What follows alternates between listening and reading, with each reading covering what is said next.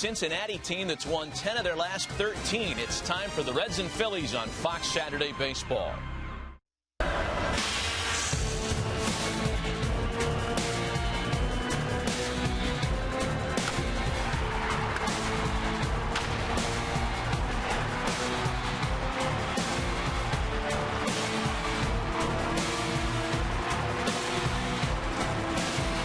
Time for a little baseball, Philadelphia style. We welcome you to sold-out Citizens Bank Park in Philadelphia. Weekend series between the Reds and the Philadelphia Phillies.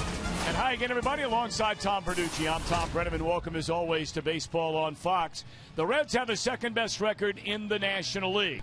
Unfortunately for them, it's second best in the NL Central behind St. Louis. But one thing that can't be denied, Dusty Baker's told us a little while ago that he doesn't think his team has come anywhere close to hitting its full stride. No, they haven't. They've had some injuries. But, Tom, this is one of the most dynamic offenses in all the National League. They lead the league in on-base percentage, third in runs per game. The top of the lineup has been terrific. Sin-Soo Choo, Joey Votto, 1 and 2 in the league in on-base percentage. Plenty of RBIs from Brandon Phillips. And how about Jay Bruce giving more depth to that lineup? He is now starting to heat up. Very different Philadelphia offense, though, Tom, from what we're used to seeing in the past. It is. This is a team struggling to score runs. Their lowest per game since 1972 so far. They're a different team when Ryan Howard hits. So far, not so much. The month of May, under 200, 22 strikeouts in 15 games. They need to get Ryan Howard going. We'll see if that starts here today. Bronson Arroyo on the mound for Cincinnati. It'll be Kyle Kendrick for the Phillies. And a tall order for both. With sluggers like these guys in a lineup. Votto, Howard, Choo, Utley. The Reds and the Phillies right around the corner. You're watching baseball on Fox.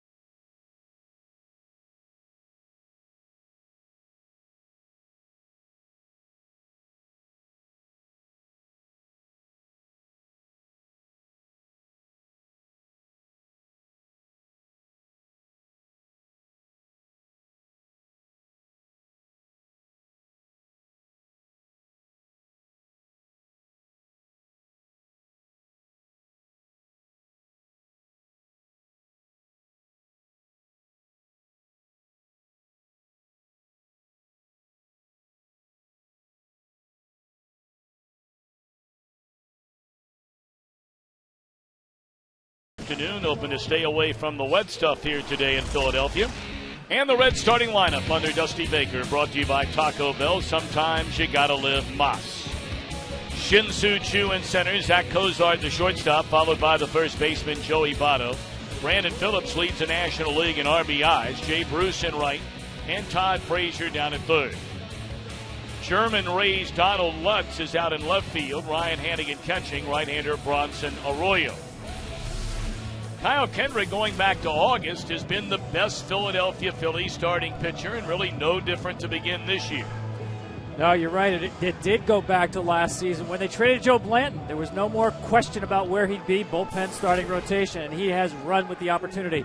They call him Little Roy. When Roy Halladay got here, Kendrick did the smart thing. He basically put himself on Roy's hip, followed his workouts, and really learned a lot about cutters and change-ups from Halladay. Also, you see there, staff ace. Who would have thought on a team that has Cliff Lee, Roy Halladay, Cole Hamels, that this guy, when he's on the mound, the Phillies are 6-2, 14-20 when he's not. We saw that one line, Tom, about escape artist. When you're having a good season, generally means you're getting people out in crucial situations. With runners in scoring position, hitters just 143 this year. Take a look at Philadelphia defensively behind Kendrick. Dominic Brown, John Mayberry Jr., Delvin Young in the outfield. Michael Young over from Texas during the offseason. Rollins, Utley, and Howard, the regulars at short, second, and first in a battery of Kendrick and Eric Kraft. The opening pitch of our game today is brought to you by Budweiser, the official beer of Major League Baseball. Great times are waiting. Grab some Buds. Philadelphia winning the opener of this series, snapping Cincinnati's 6-game winning streak, 5-3 here last night. And here we go in game 2. Shin-Soo Choo looks at a strike, and we're underway. What a deal it has turned out to be, at least for the first month and a half. Obviously a long way to go. But Choo has been among the top players in all of baseball so far this year, and undeniably has been Major League Baseball's best leadoff hitter so far this year. And for a team that really struggled out of that spot last year, this is exactly what they needed, an on-base machine. Taken down low, Choo coming into the game, leads the National League in that category, getting on base 46% of his plate appearances, is a leading leader in the batting average against right-handed pitching, and has been hit by 12 pitches already this season. 2-2. That's kind of an oddity about getting hit with so many pitches, because he's not a guy who really dives into the baseball. He just doesn't get out of the way. Pitchers like to pitch him inside, and he will stay his ground. See all those categories where Choo among the top 2 and 4 of the 5, and nearly hit with pitch number 13. Got out of the way of that one. Get enough practice, you get good at it. Dusty Baker was saying he's almost like a turtle. Goes into a shell when the ball starts coming towards him. It's been a memorable week and a half for the Red skipper Dusty Baker. A little less than a week ago, as there's ball 4 to Choo, he went past his longtime manager with the Los Angeles Dodgers during his playing days, Tommy Lasorda, on the all-time managerial wins list. And then 2 days ago, moved into 4th most wins in the history of the Reds, passing Reds Hall of Famer, the late Fred Hutchinson, 444 wins. He has led Cincinnati to 2 of the last 3 National League Central Division titles. Shortstop Zach Cozart takes outside, ball 1. Cozart, an outstanding defender, has struggled early on with the bat. Yeah, that's a great point, because you saw him square around there, showing bunt first inning of the game. Now, he's also not a traditional number 2 hitter, because he doesn't really hit the ball the other way well with that first base side open. When the year began for Cincinnati, they envisioned Brandon Phillips batting in the number 2 spot. But that didn't last even one entire game, because on opening day, their left fielder, their cleanup batter, which is where Phillips has to bat now, Ryan Ludwig, who had such an outstanding year for the Reds last season, injured his shoulder, and they're not sure when he'll be back following recent surgery. So, Tom, oftentimes it's not always the player you lose in trying to replace him. but that old domino effect and then how it plays to the rest of your batting order and the changes that subsequently come with it. It's amazing, too, isn't it? You think you've got a nice blueprint, and as you said, one game into the season, you have to get to plan B. Chu running, got a great jump, and the throw not going to be in time. Chu, his 5th stolen base in 6 attempts.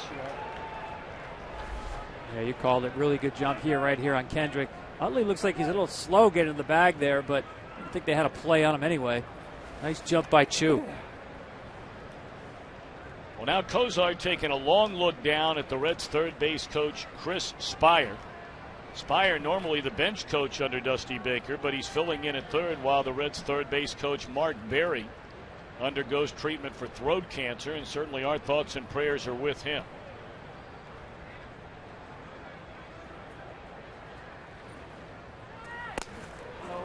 Three and one now to Cozart. Yeah, again, I'm going to say that I think that's a good play right there. If you've got a number 2 hitter who's comfortable hitting the ball to the right side, you go ahead and let him take a rip with a guy on second base. And the consequence of hitting the ball hard the other way is the same as the bunt. But in this case, you've got a guy who's more of a pull hitter. Obviously, a ground ball to the left side will not get him over, so just tell him to bunt. Well, they let him swing away. You saw him trying to shoot that ball the other way and fouls it off that side. That's absolutely right. He did try to shoot the ball that way, but again, that's not something that comes naturally. Something you can work on, obviously, and get better at, improve at. Some guys just have like a Derek Jeter type natural inside out, hit the ball the other way strokes, not Zach Cozart. Chu at second, nobody out, just underway. And that ball is in the air, straight away center field. And not deep enough to advance a runner, so Cozart unable to get the job done after they allowed him to swing the bat. And he's retired, 1 out in the inning. That's a big out for Kendrick there to keep that runner on second base. Less than 2 outs. We talked about this at the top, his ability to make pitches with runners in scoring position. Only 6 hits all year against him in 8 starts in those situations. How about the job Charlie Manuel has done here in Philadelphia? And he's in the final year of a contract. Well, wins were tough to come by before he came here. Now, he came along with some mighty good players who were making their way to becoming stars in the big leagues. But, of course, they've won a World Series here under Manuel. They have been to a pair of World Series under Manuel. Now, Joey Votto, the 2010 National League's most valuable player, who missed a couple of months of last season after injuring his knees sliding into third in San Francisco.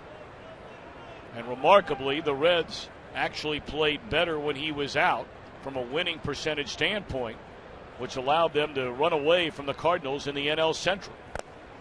Boy, he had a long home run here last night off the left-hander Antonio Bastardo. And this is where his power is, Tom, middle of the field. You will not see him pull many balls out of the ballpark. He stays on the ball as well as anybody, especially against left-handers. See him here with 2 strikes, go to choke-up mode and look to hit the ball the other way.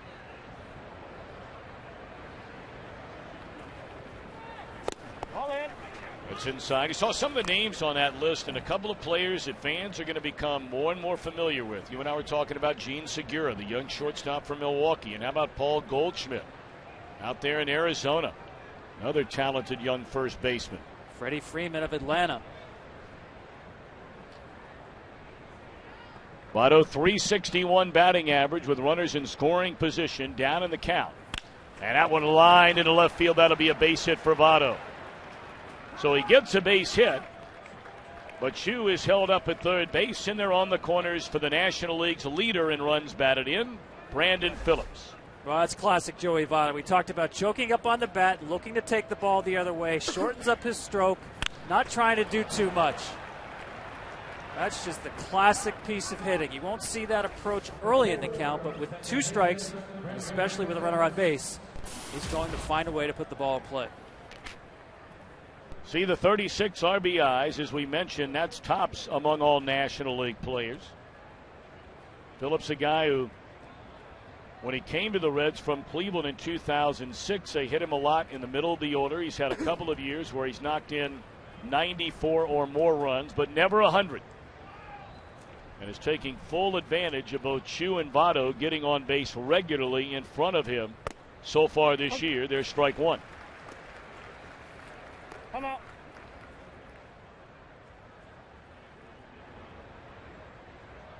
Take a look at some of these numbers by situation. Nobody on, 241. Runners on, nearly 100-point lead. Better than 100 in scoring position, and tack on 200 plus more after that if they're loaded. I think he likes this work here, middle of the lineup. In fact, he told me that. He said when you hit second, you have to do a lot more thinking. Pitches to take, hitting behind runners. In this case, just knock guys in. And that's one of the things that Dusty Baker very much likes about Brandon Phillips. And Phillips has gone on record, in fact, earlier this week when he won a game down in Miami with an extra inning sac fly. He said, the last time I checked, they can talk about on-base percentage. They can talk about all these other numbers. The only number that matters is how many you score. And my job is to knock them in. So you're saying he's not a sabermetrician? I think that's a pretty fair statement. He's not going to knock in one here. Into foul territory. A huge second out of the inning for Kyle Kendrick. Yeah, Phillips knows this is not the time to be patient with a runner on third and less than 2 outs. But he gets out of the strike zone probably a little more than he wanted. Kendrick taking advantage of the aggressiveness, the pitch up at the top of the zone. That's a pitch he's trying to hit for a sacrifice fly, drive it deep. He's got a little too under it. I like the thinking, though. You want to be aggressive. Sometimes get a little bit out of your strike zone to make sure you get that runner in from third. Well, now the hottest hitter in the Cincinnati lineup, at least of late, comes to the plate, and that's Jay Bruce. Runners on the corners here in the opening inning. 2 out. Ball 1 to Jay Bruce. Bruce riding the wave of a season-best 8-game hitting streak, nearly a 400 batter during it. With 3 home runs and 10 runs batted in, he hit a 2-run home run last night against left-hander Cliff Lee.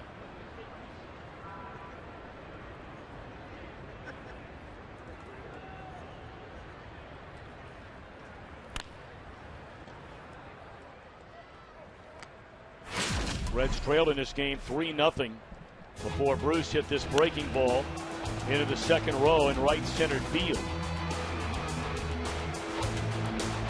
Votto would tie the game with a home run in the 8th, and the Phillies, a rare loss late in the game from his Cincinnati bullpen, which was the #1 bullpen in all of Major League Baseball a year ago.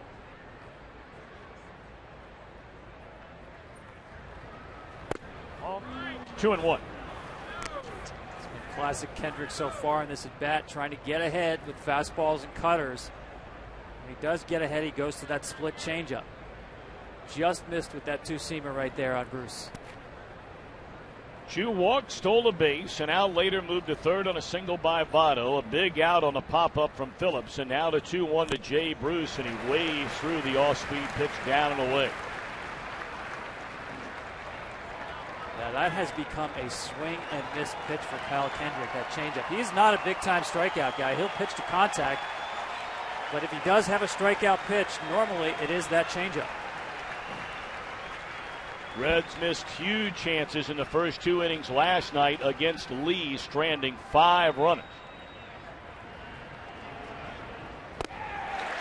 And Kendrick pitches his way out of an opening inning jam on this Saturday. Phillies come to bat against Bronson Arroyo when we return.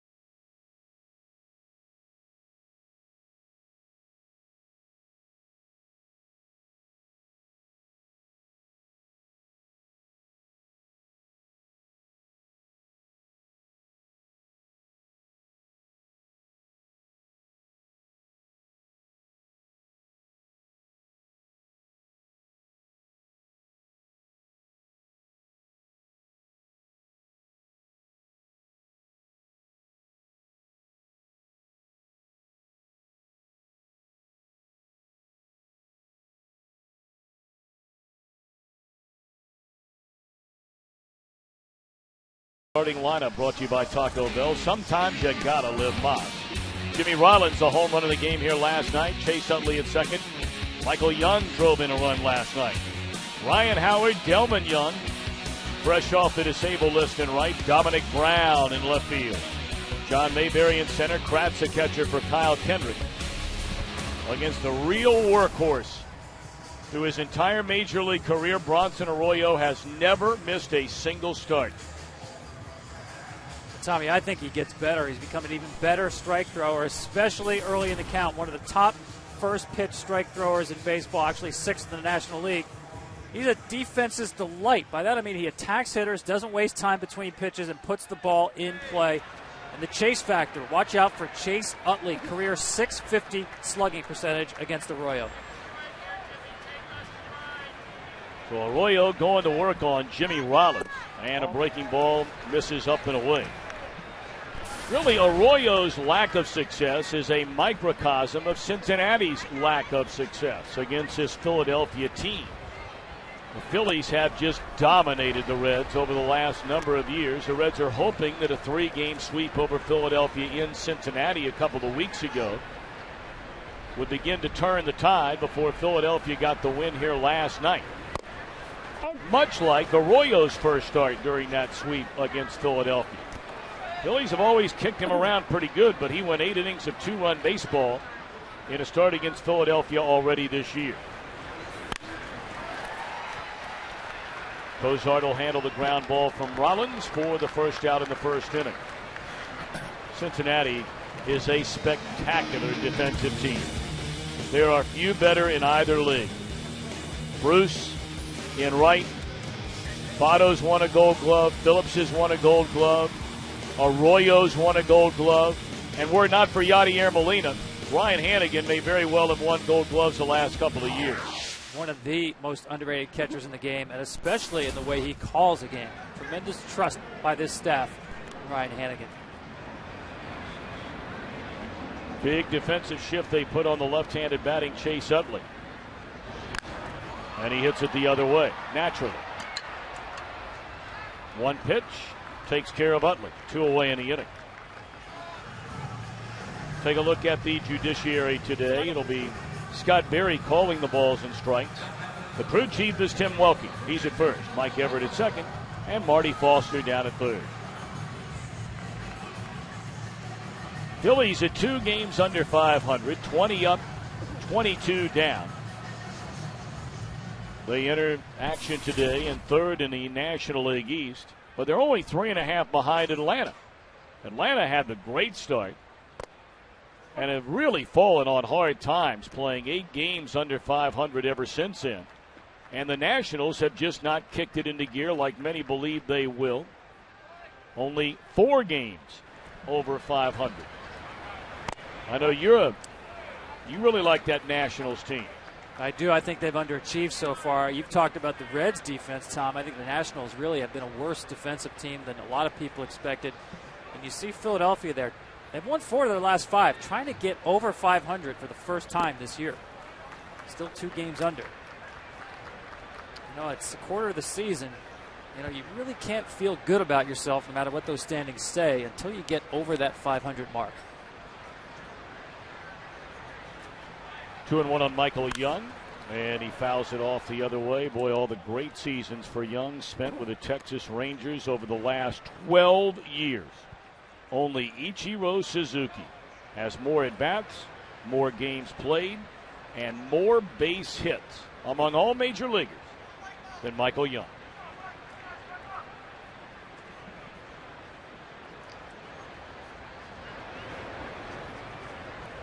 Arroyo the 2-2. And a breaking ball misses low and away to run the count full. Young may have had one of the biggest at-bats of the game last night. Not necessarily the one where he drove in a run.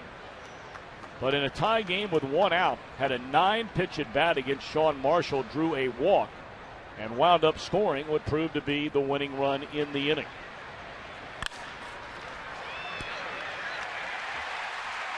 About a 12-hopper through the right side into right field. It's a base hit for Young. And Tom, that's why that at-bat you talked about last night, that's certainly not anything unusual from Michael Young. You see it again right here. With 2 strikes, he's such a dangerous hitter. He's got great hand-eye coordination, and especially when we talk about right field strokes, he can hit the ball to the right side as easily and well as anybody. That's how you rack up a lot of hits. Not by using half the field, but by using the entire field. Big league names on that list. MVPs: Pujols, Jeter, Cabrera, Ichiro. Young, the only player on that list that did not win or has not won a Most Valuable Player award.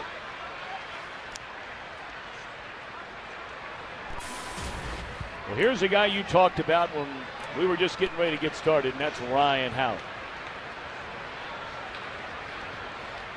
Just a .245, 6 home runs, 22 runs batted in, a pile of strikeouts for Howard to begin this year. And that one straight up in the air. Looking into the gray skies is 2, and that's all in the first. A Young single, he's left. We move to the second in a scoreless game.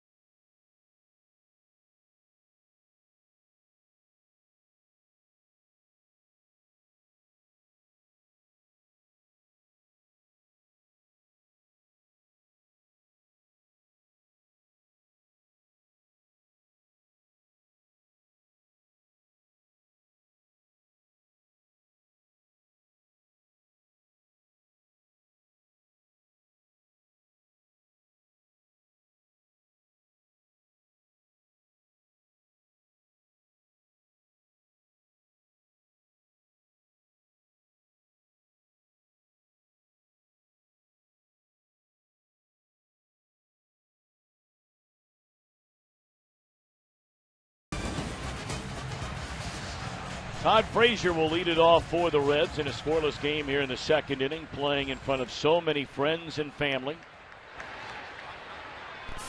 In fact, he will be for 6 consecutive days.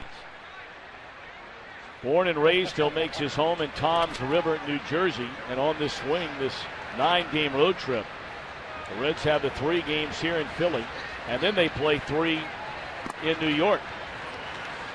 So, a short trip from Toms River, where he was a hero of that Little League World Series team. Loves to sing, big Frank Sinatra guy. And his favorite movie, The Sandlot. In fact, you know, most players, they choose the music when they walk to home plate. And a lot of them's a lot more current stuff.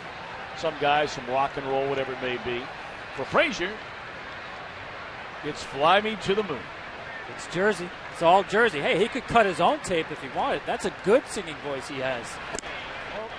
Yeah, he's not afraid to show it off. No, he's not. You know, a lot of the Reds team functions, he'll get up in front of hundreds, if not thousands of people, and he'll do a little Frank Sinatra. Played at Rutgers University. Now the 2-1 to Frazier. It's the kind of drive you have to get down here to Philly today. Yeah, not too far, about an hour across the state with no traffic. It's really South Jersey is really big Phillies country. Well, but that Toms River Little League World Series championship team just captured the imagination of this entire country, and Frazier was the star of that team. In the hole, it's short. Rollins cuts it loose, and Frazier legs it out for a hit. That's Frazier right there in the middle of all of them. Doing everything, too. Pitching, hitting home runs. Went 4 for 4 in that championship game.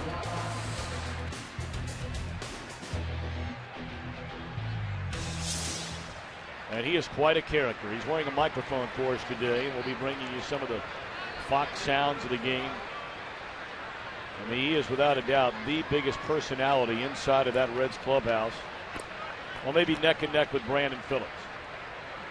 Well, he's always got a smile on his face, but it's a little bigger right now, Tom. That was an 0 for 19 streak that just ended with an infield hit. That looks like a line drive right now.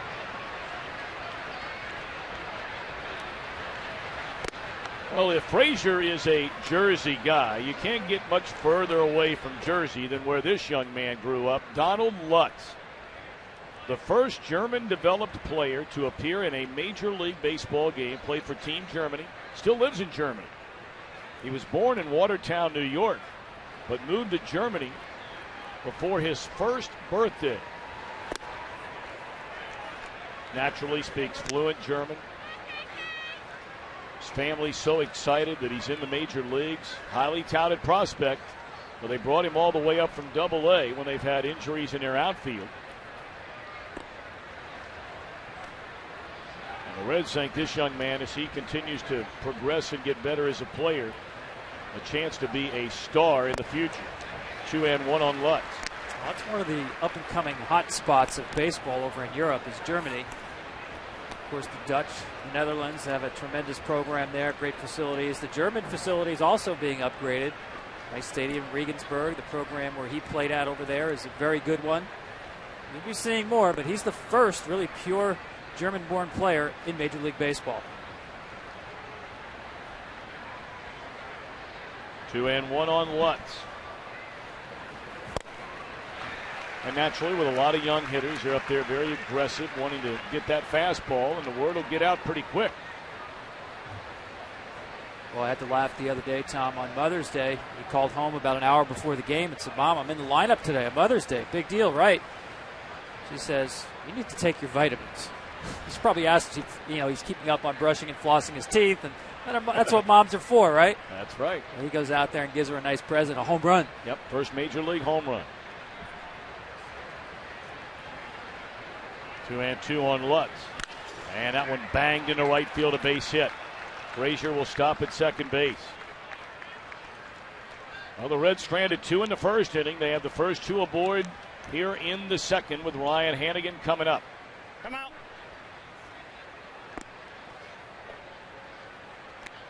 First German in the show. This was from Donald Lutz on Twitter.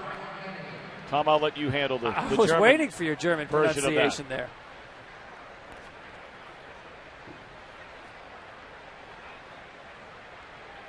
Well, they said there was a chance of rain, and sure enough, for the first time, we are getting a very light one beginning to fall.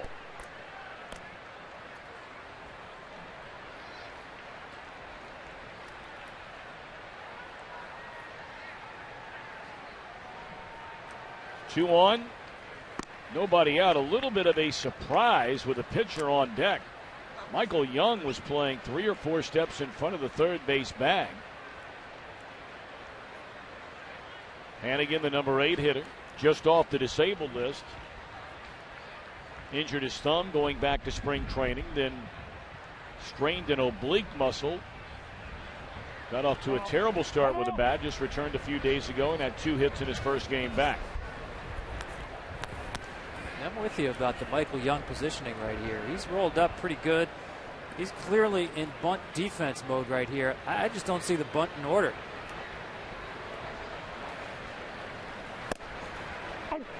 Ball and a strike.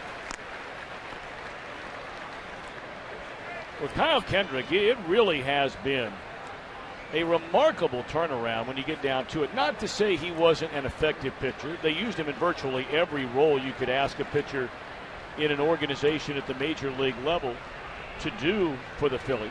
Spot starter, long reliever, setup guy. That ball is clobbered into left field, and Cincinnati has taken a 3-0 lead on a 3-run home run by Ryan Hanigan. His first home run of the season.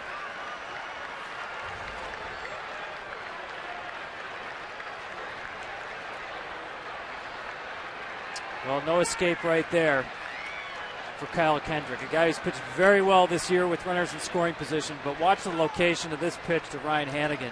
I mean, he tomahawks the ball out of the ballpark. The target is down, the pitch is way up in the zone and over the plate.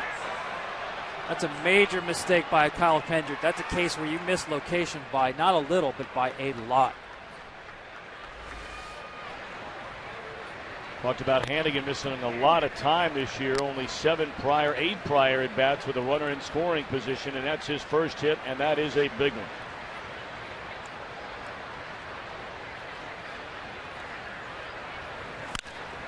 Arroyo Tapper back to the mound, and that's the first out here in the inning.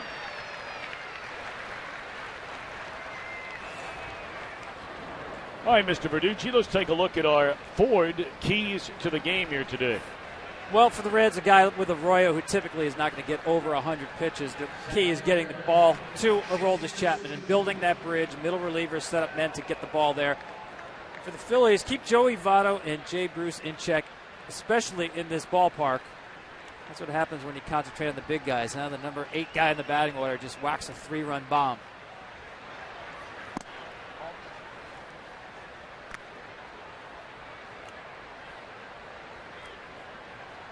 Well, this ends a string with Kendrick having given up 3 runs already today. He had gone at least 6 innings, allowed 2 runs or fewer in 7 consecutive starts. This ball in the air on a line right at the left fielder, Dominic Brown. 2 out, and now it's time for the Lowe's Never Stop Improving game break. And here's our buddy Matt Vasgersian. Matty. Tom, O's and Rays, bottom of the first. Adam Jones, 3-run shot, very next batter against Roberto Hernandez. Chris Davis, he gets a share of the American League lead with his 12th of the year. O's up early, trying to break out of a 3-game slide. Tom and Tom, back to you guys. All right, Matt Vasgersian, thank you very much. I know that's a team, Tom Verducci, that I brought up earlier. You know, you go out and make picks before a year about teams you like in divisions or that you like for the pennant to meet in the World Series. I've already touched on Washington.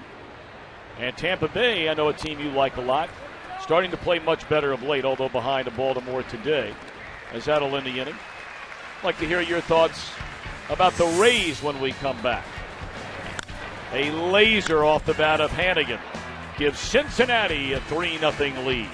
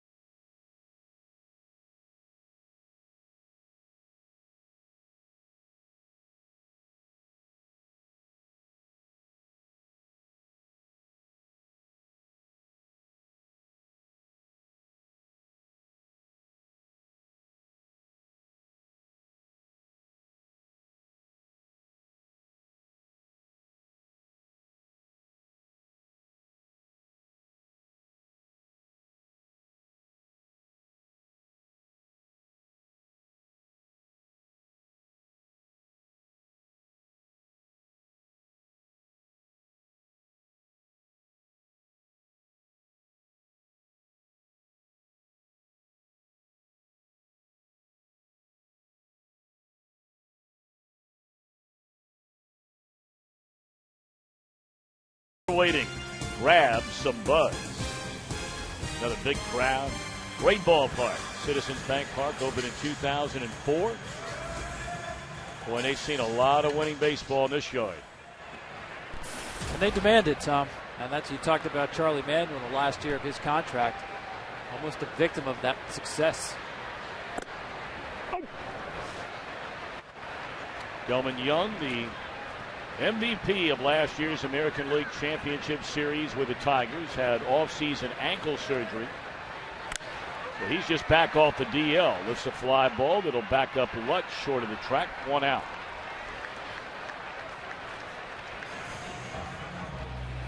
Well, next Saturday, Fox's baseball coverage moves into prime time. Baseball night in America. Look at some of the matchups. Cardinals and Dodgers, Braves and Mets.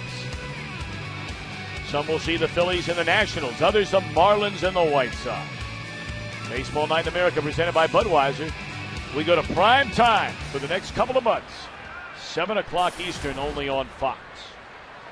You'll be up the road in New York. Another nice car ride for you, Mr. Verducci. Very nice. I love the primetime game Saturday night, right? You get a little golf in the morning and Really? get out to the ballpark at night. Well, especially Nothing if better. you're home. Absolutely. Here's Dominic Brown.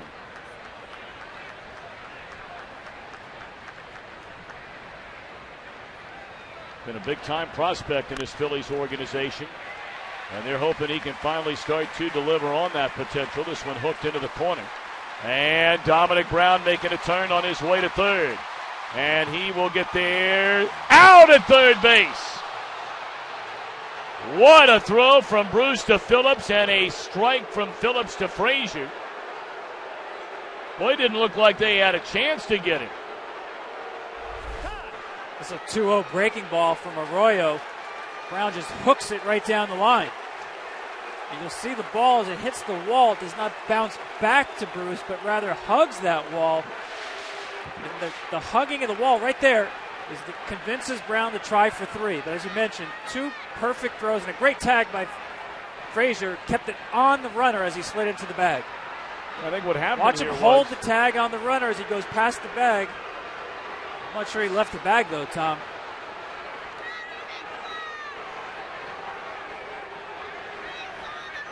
Boy, you know, you saw there's the foot on the bag. Then, that is a bang play. There clearly was a time where no part of Brown was touching the bag, but the question is, was the tag applied when neither his front left leg or his back right foot hit the bag? And if there was a time that you mentioned when that front foot came up before the back foot got to the base, that was a nanosecond.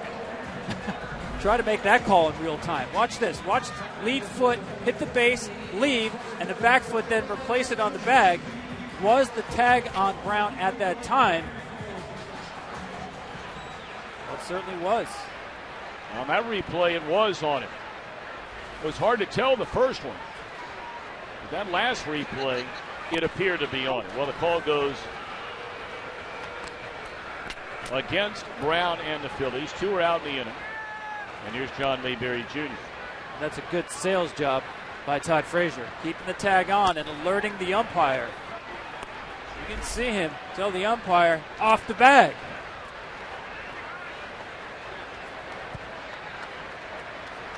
And he compliments him. Good call.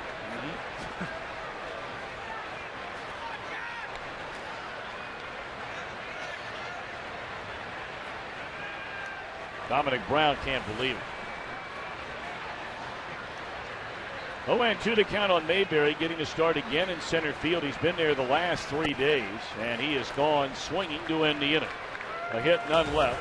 3-0 Reds. We're back to Philadelphia after a word from your local Fox station.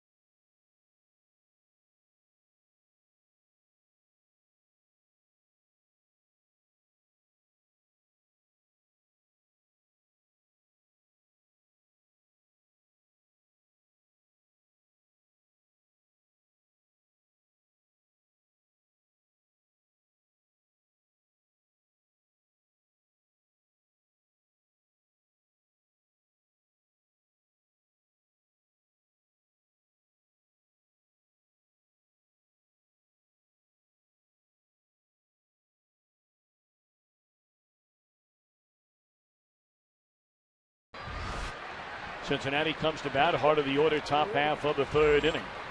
Reds left 2 on base in a scoreless first. Got a 3-run home run by Ryan Hannigan in the second. So here's Votto, who singled his first time up. 0-1.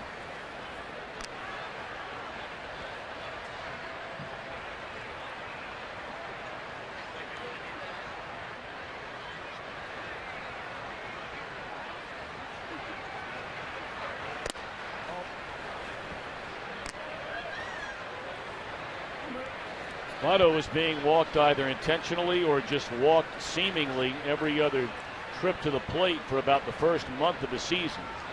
He is still the league leader in that category. But with Brandon Phillips driving in a league best 36, Votto's starting to get more pitches to hit, and he is starting to swing the bat. Yeah, you see that swing right there with the count in his favor. That's not the swing of someone looking to hit the ball the other way. Good to see him take a real rip at this pitch. There's many great stats on Joey Votto. One of my favorites, when he has no strikes, he's hitting 500. When he swings at the first pitch you can see in the strike zone, he's hitting 500. 3-1 to Votto. Well, there is little debate. I don't think there's any debate that as far as just knowledge of the strike zone right now, no one has a better knowledge of the zone playing in the game today than Votto.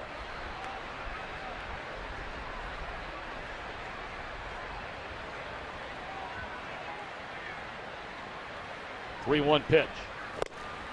And again, he unloaded but came up empty. Yeah, I would agree with that in terms of the strike zone discipline, but also according to situations. You'll see him now choke up a little more on the bat with 2 strikes here. And if I'm Kendrick, I want to think about getting him out inside in this situation. He loves to let that ball get deep, shoot it the other way with 2 strikes. He can run that 2-seamer back on the inside. Looks like he's going away. Now he tried to run it back on the inside and missed. Just another good at bat. One of hundreds you'll see during the season from Joey Votto. You need to throw him 3 strikes to get him out. It's a lot of pressure on a pitcher to continue to execute pitches. Well, Kendrick coming into the game today had not walked a single batter spanning 20 innings. That lasted the first batter of the game when he walked Chu.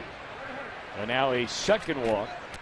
And again of the leadoff variety. This time Votto in the third. And here's Brandon Phillips, who popped up in foul ground with a runner at third and 1 out his first time up. Yeah, and those leadoff walks, very uncharacteristic from Kyle Kendrick. This year, coming into this game, he had walked only 2 leadoff batters in any inning this year.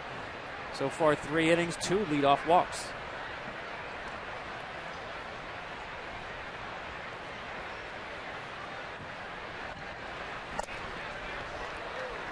Oh, and 1 on Brandon Phillips. Phillips, born and raised down in Atlanta, Georgia. Grew up just outside of town in Stone Mountain, Georgia. His entire family still lives down there, and that's where Brandon spends the offseason. He and his father run a hitting clinic, indoor facility.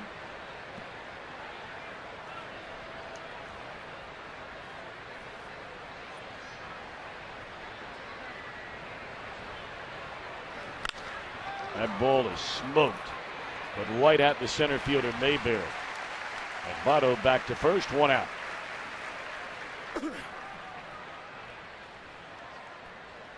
Well, Jay Bruce, we mentioned, hit the home run here last night, and over the last 3 seasons against the Phillies, he has just worn them out. 25 batted in 19 games.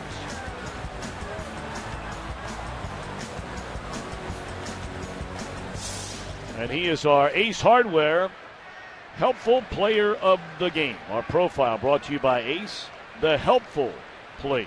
He likes this place in particular.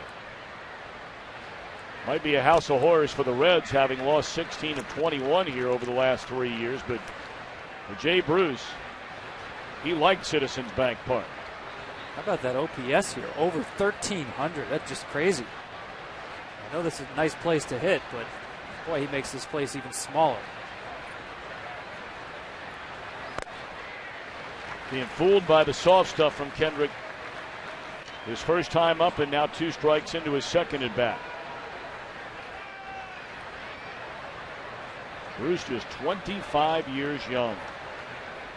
First player in Major League history to hit 20 or more home runs as a rookie and then increase the home run and RBI totals in every year since his rookie year.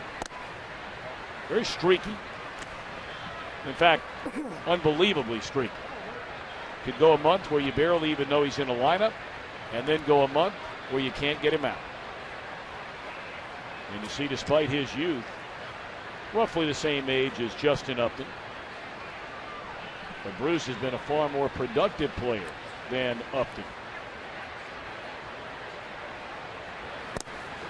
Of course, Upton's trying to change that this year. Yeah, he's in a very good place these days, not just geographically, but I think mentally. I think he knew his time had run out in Arizona, where they had put him on the trading block multiple times the last couple of years. Thought that reached a point of no return, and good for the organization and for Upton to close the chapter and move him on. 2-2 to Bruce, and hooked into right field. That'll be another base hit.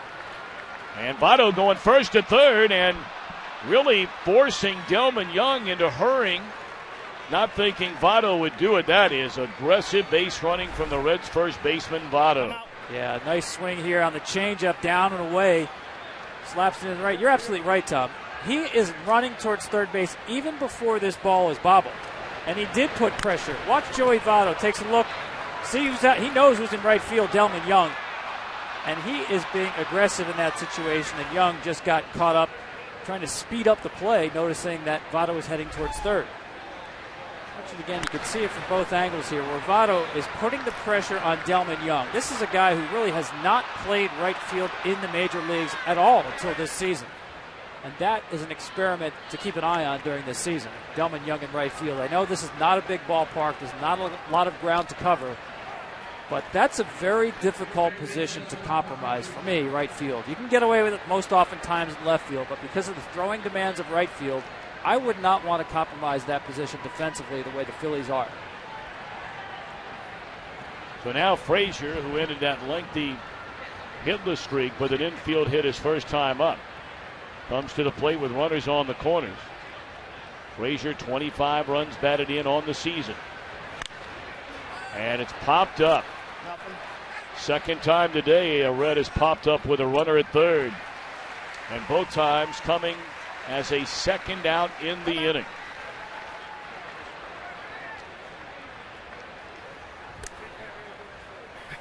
Well, you've heard a lot about it already.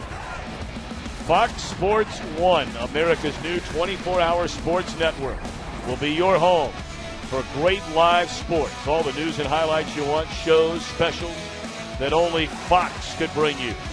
Fox Sports 1, coming in August. We are very excited here at the Fox family about the startup of Fox Sports 1. Have so much college football, all kinds of shows around the NFL, college football, plenty of college hoops. Who knows, maybe we'll see Tom Verducci there regularly. I'm looking forward to that. Heard so much about it.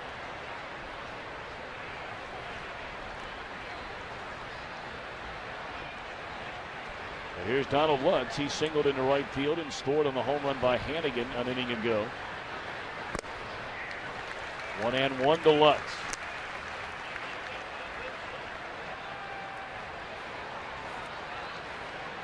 He wears that big baggy uniform, but this is a big, strong young man.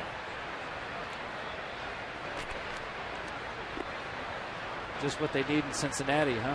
Another yeah. Big left-handed bat. Yeah, another big German in Cincinnati. Cincinnati, as they call it. 1-1. Just got underneath that pitch. And it's in the air. Kendrick, for a second time in 3 innings, will wiggle off the hook. Cincinnati with a 3-0 lead.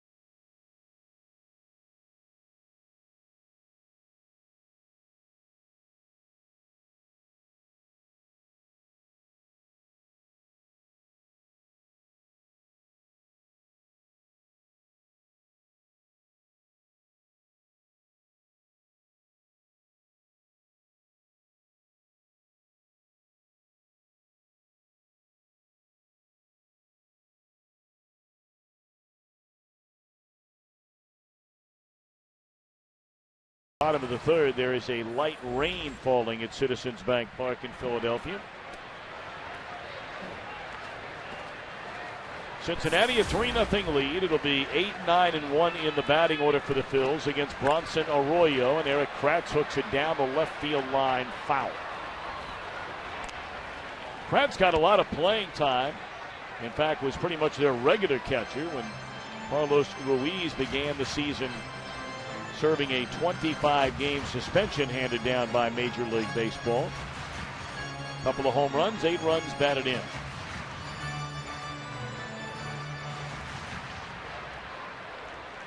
We're talking about Charlie Manuel. And there you see Carlos Ruiz. He started the game here last night. Pardon me, Thomas. And you brought it up earlier. You always hear in sports about continuity and how the great franchises. Think of the New England Patriots. You think of the Pittsburgh Steelers using football. And, the coaches being there for a long time. And in baseball's case, a manager.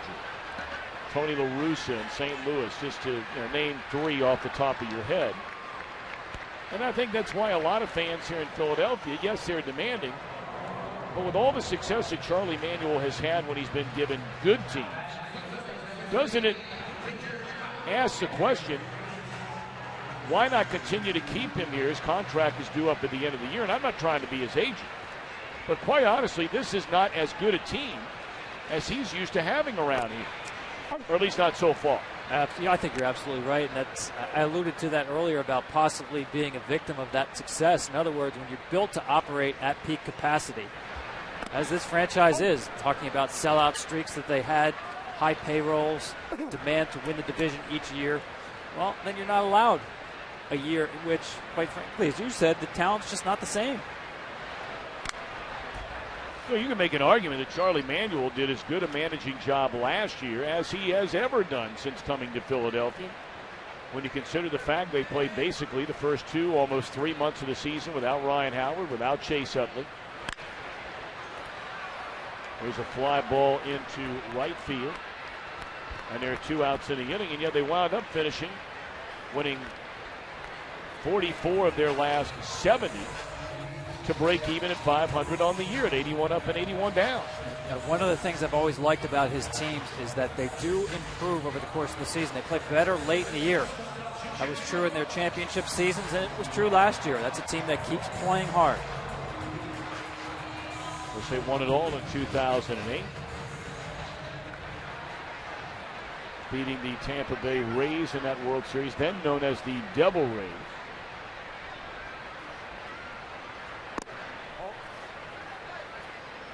Ball 1 to Jimmy Rollins.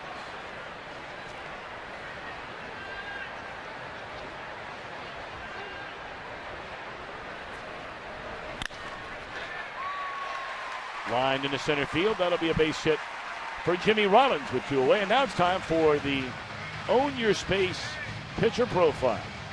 Brought to you by Avis. Talked about Bronson Arroyo earlier on. This is just one of those teams. And in his career, there aren't many of those teams where he just really struggles in a ballpark, which he struggles even more so with an ERA of up over 7. Well, a lot of pitchers against this Philly offense over the last 5 to 7 years in this ballpark come out of it with worse ERAs than they come in. He did pitch well, though, his last time out last season in this ballpark.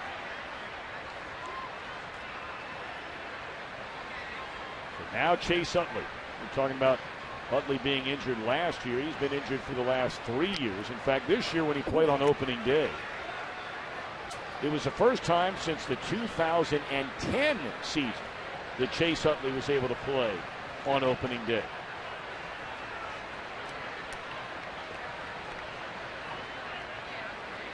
And fully healthy, Tom. I mean, you saw it in spring training where he definitely has his knees and legs in good shape, has been running very well. And it's been really 3 years since we've seen him move the way he's moved this year, and really without any problems. Played a lot this season.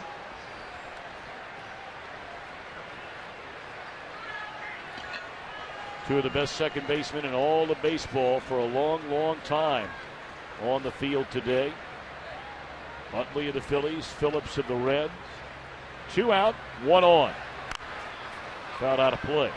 The only 2 runs Arroyo allowed in his 8 innings in a start earlier this year against Philadelphia was a pinch hit 2-run home run by Chase Utley.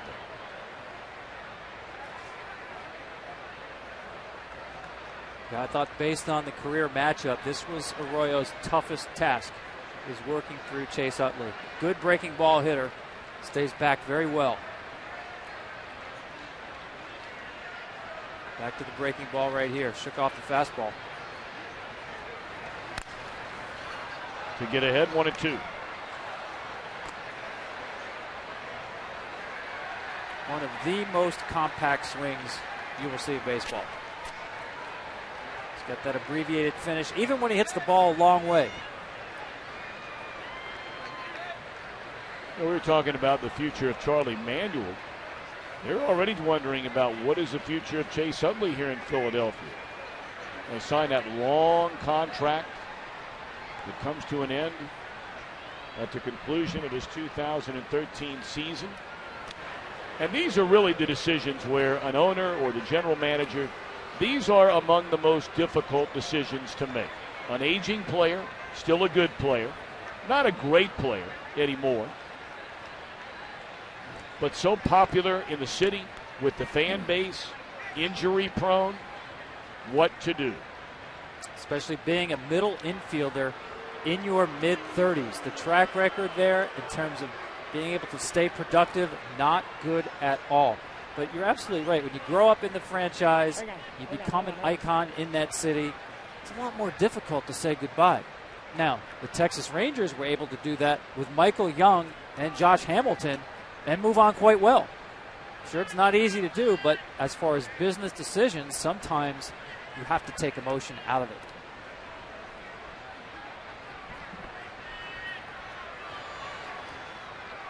One-two to Utley. Runner goes. Swing and a miss, and that'll end the inning. A hit, a man left. We've played 3.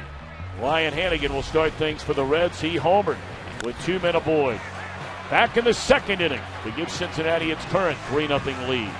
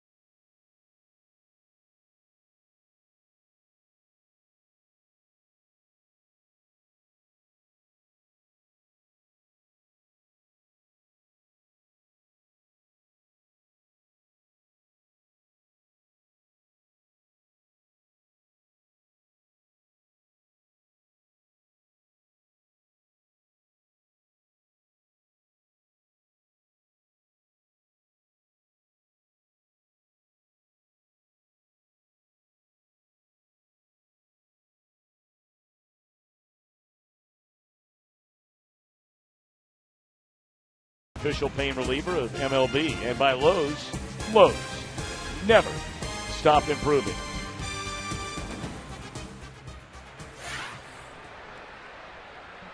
Well, we'd love to welcome the men and women in uniform serving around the world, watching today's telecast in 175 countries on AFM, the American Forces Network. We can't thank all of you enough for what you do standing tall, proud, and strong for the greatest country in the world. We hope you enjoy the telecast, and we wish you well. Stay well.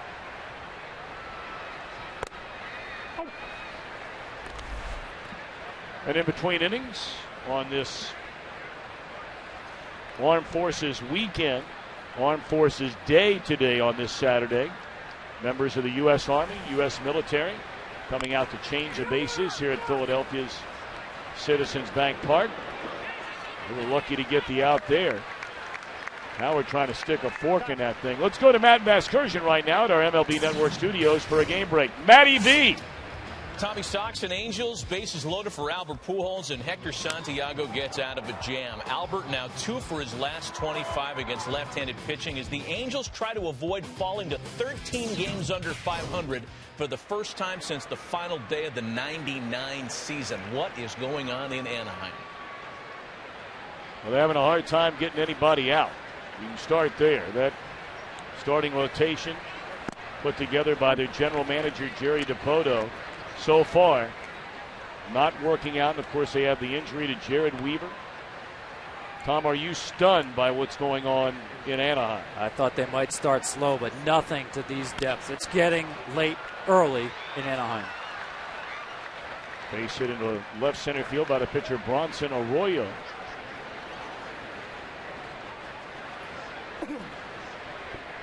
So he's a one-out base runner. Well, Bronson Arroyo helping it. Not known as a hitter, mind you. That's a pretty good hack right there. This is a good hitting staff, Tom. You know that. Of course, Mike Leake may be as good as any pitcher with the bat in his hands. He's better than a lot of position players.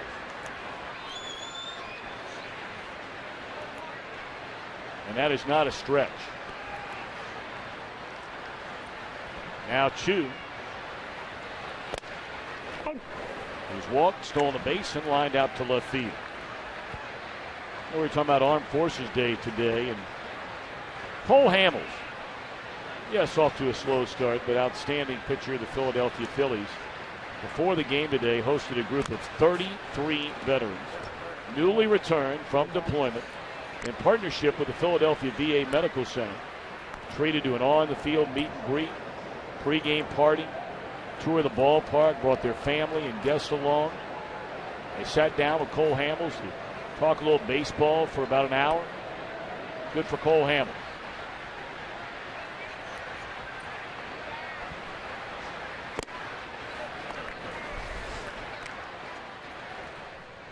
Yeah, well, first of all, thanks to all the men and women there for serving this country, and thanks to Cole Hamels for giving them this opportunity. Very classy thing to do. And a team picture to celebrate the day.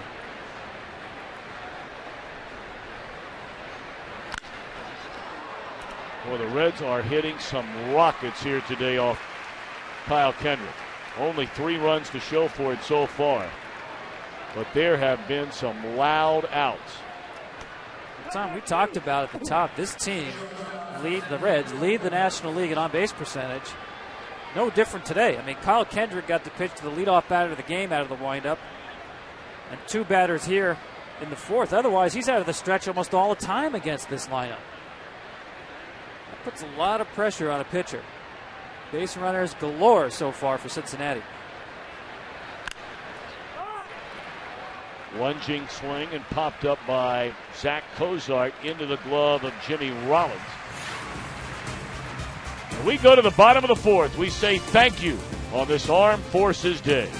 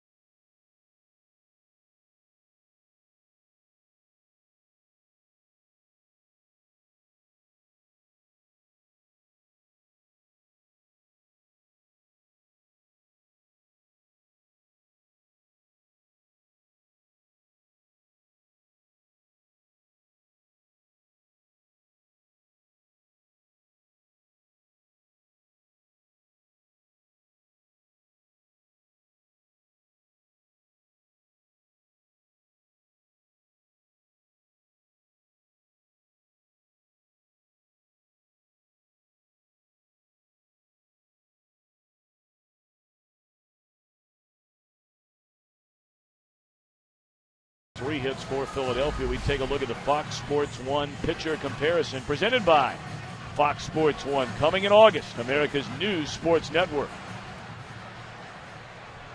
Arroyo without a walk, a couple of strikeouts, has allowed 1 hit in each of the first 3. Yeah, that's the key for me, the lack of walks. I said he gets better as he gets older, especially with his command. He truly is one of the most enjoyable pitchers just to watch. Not a power pitcher, as he's going through the heart of this Philadelphia order, but, well, I mean, he'll flip anything up there from every angle, different speeds. Look at that, back-to-back breaking balls under 67 miles per hour for strikes. I mean, the police wouldn't stop that out on I-95, 66 miles an hour. Unless I was driving, they'd find a way to get me. You come out, his first pitch of the game was at 68. I mean, who does that? Bronson Arroyo. 5 straight years, his walk rate has improved. In fact, he's down to 4th best in the National League in terms of his walk rate, 1.3 per 9 innings.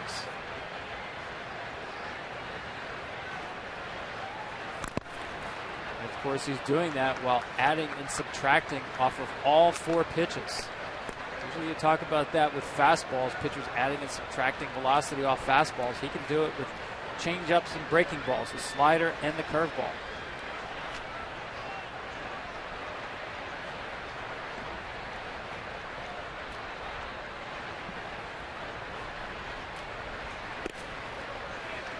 You know, Arroyo, you look at him, he has the long hair, plays in a band, doesn't do it during the season anymore after he got carpal tunnel. You look at him and you're thinking, you know, kind of a rock and roll look, but don't be fooled.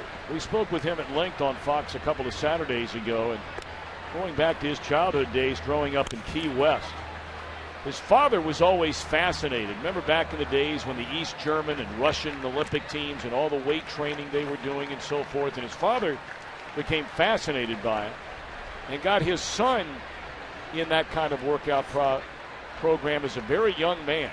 He is among the best conditioned baseball players that you'll find anywhere in the game today. Dusty Baker was talking at length about that before the game with us this afternoon. I think that's a great point, because I think durability, reliability, keeping yourself healthy, it's almost an undervalued skill to me when we talk about pitchers. You know, we break pitchers down in terms of velocity and strikeouts and walk rates, all fine. But the ability to take the ball start after start after start is just so important. And no one's been better than this guy right here throughout the last decade. Able to handle that line drive right back to the mound. We told you Arroyo has won a Gold Glove in his career. Dusty Baker getting up out of his seat to make sure Arroyo's okay. I have no doubt Arroyo will wave them off. Although maybe it got him pretty good. Here comes Paul Assard, their head trainer, along with Brian Price, the pitching coach. Looked like it got him right in the breadbasket. This ball found him. He was able to turn enough to really have it more of a glancing blow than straight on, but you need to check on him anyway. As you mentioned, Arroyo wanted to wave them off, say, I'm fine. Better to go out there and find out for yourself. And be entertained in the process. Looks like he's keeping them loose.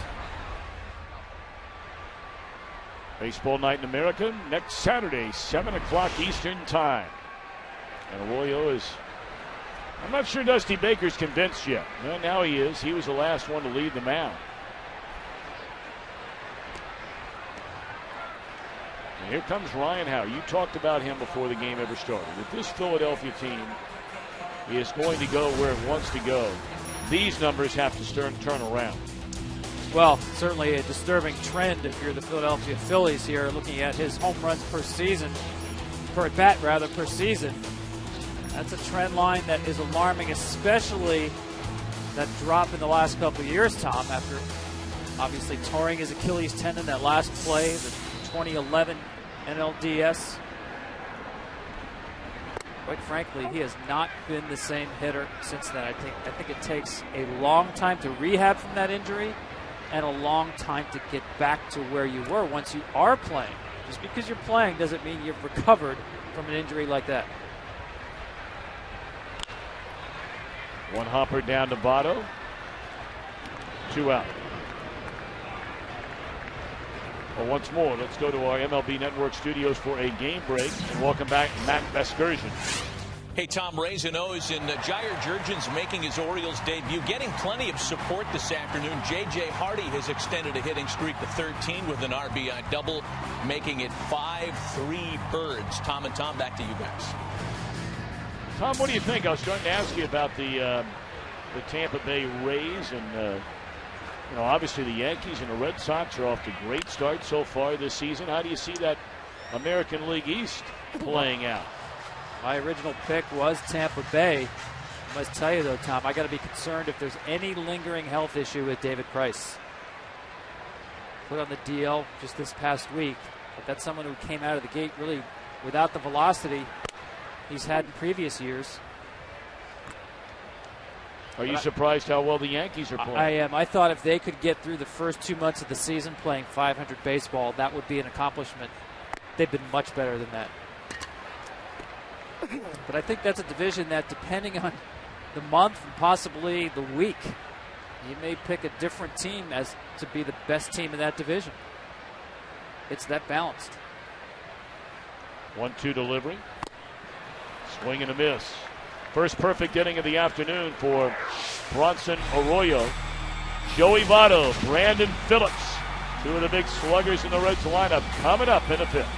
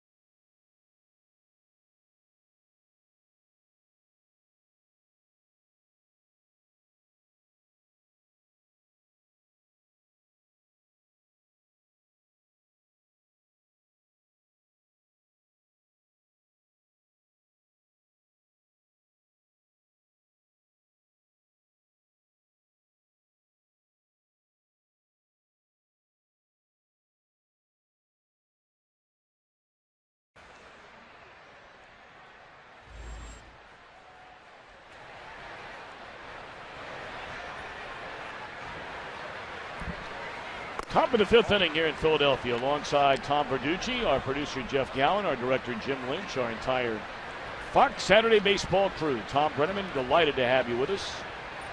And to 4, a 3-0 Cincinnati lead on a 3-run home run by catcher Ryan Hannigan. They came back in the third inning. Reds left 2 runners on in the first, 2 more in the third, 1 more in the fourth, and now Votto. 3 things you need to know about Joey Votto. Maple bats back in high school, how about that? Third player, hailing from Canada, grew up just outside Toronto to win an MVP award. And the Lou Marsh Trophy for the top athlete in Canada, not top baseball player, top athlete, period. And that encompasses a lot of hockey players. Hockey, a pretty popular sport up there, huh? I've heard that. Yeah. I'm impressed by using the maple bats in high school. Wanted no part of those metal bats. Many may remember when Votto, shortly after coming to the major leagues, he lost his father, who died as a young man. Suddenly died, did not face a long illness.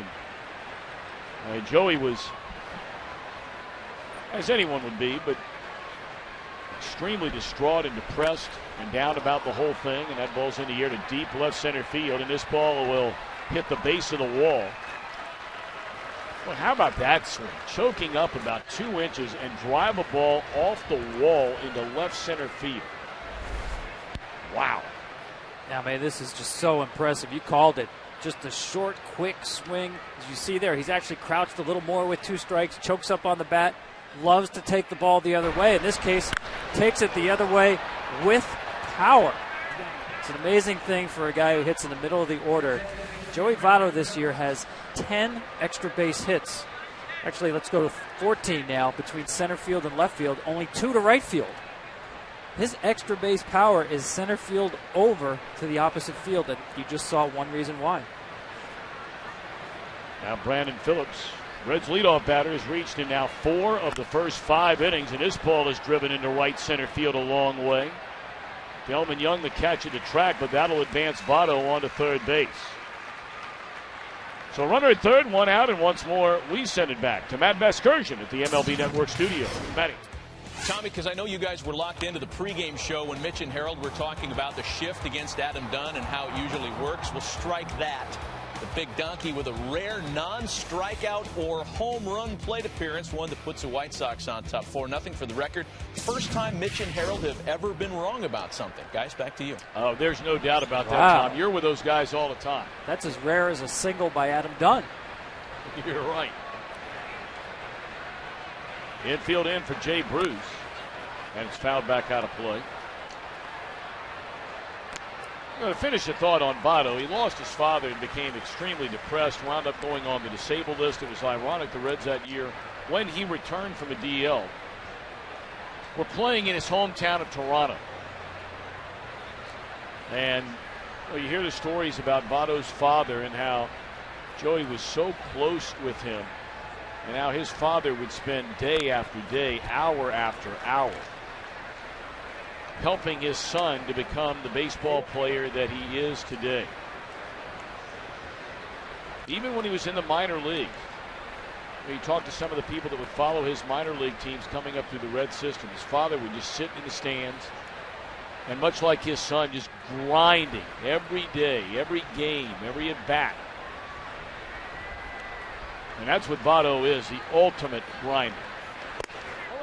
That went off the inside corner. I think that's a great point. When you have those kind of work habits, and he is one of the most studious hitters in all of baseball, you can't help but think about the parents who raised him. It's the kind of work ethic that just doesn't develop when you're an adult.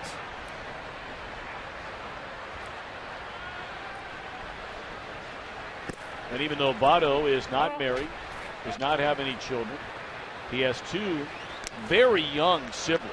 His mom and dad had children long after Joey had gotten, well into his high school years.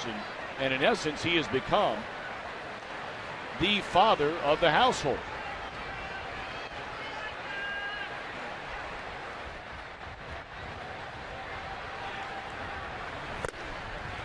Third time today, the Reds have made an out with a runner at third and fewer than 2 away in the inning.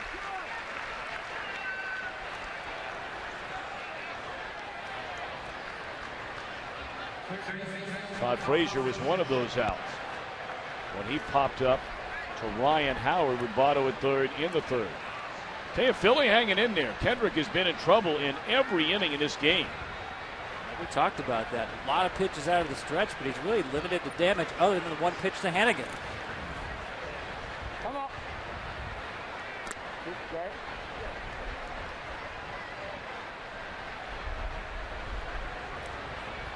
Reds only 2 out of 9 with runners in scoring position in the game today against Kendrick.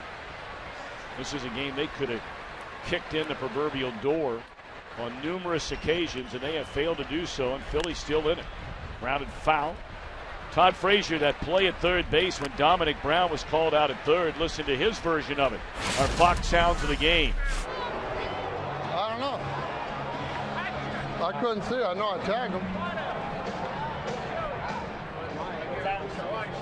Maybe his foot wasn't on when I tagged him. I don't know. All I know is I took his foot off the bag. I don't know what the other one was doing.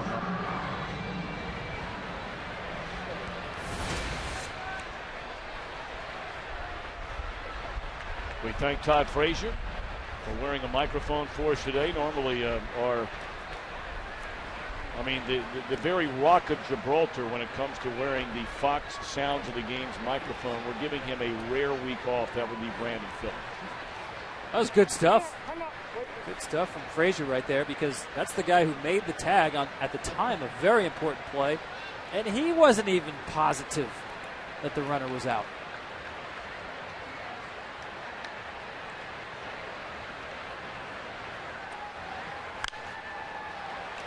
In the air and out of play, first base side, and Kendrick ahead of Frazier at 1-2. Well, Arroyo right now in full command of this game, but you can rest assured that Dusty Baker is sitting down there in that third base side dugout. And these are the games that, Tom, you've seen hundreds of them, where you feel like you're in complete control the whole game. But because you never deliver that knockout punch early, and then a team steals one late. Those tack-on runs become so important, especially in the middle innings, because you want to even avoid situations of getting relief pitchers up in your bullpen. You want to stay off your go-to guys whenever you can.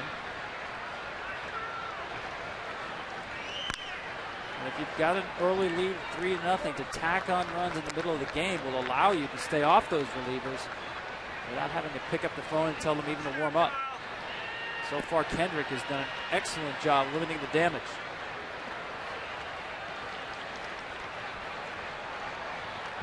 Two and two on Todd Frazier. Votto leads at third with 2 out. And there's ball 3.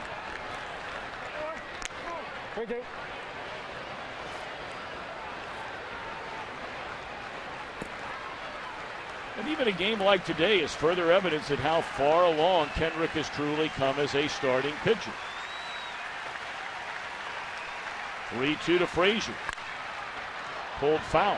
And that pitch, to me, that changeup right there, Tom, that's a good indication of how far he's come. He gets to a full count here, and it's changeup time. Yes, it's over the plate, but he's got Frazier out in front of it. That changeup he actually learned from Justin Lear in the minor leagues in 2009, who learned it from Tim Hudson, a split changeup. Doubles up on him. Better location, and a great job by Frazier just to get to another pitch.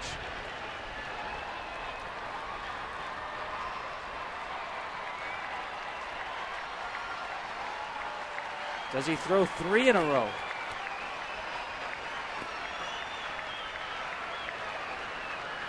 Pitch number 9 in this at-bat coming up. Kendrick to Frazier with Votto at third and 2 out.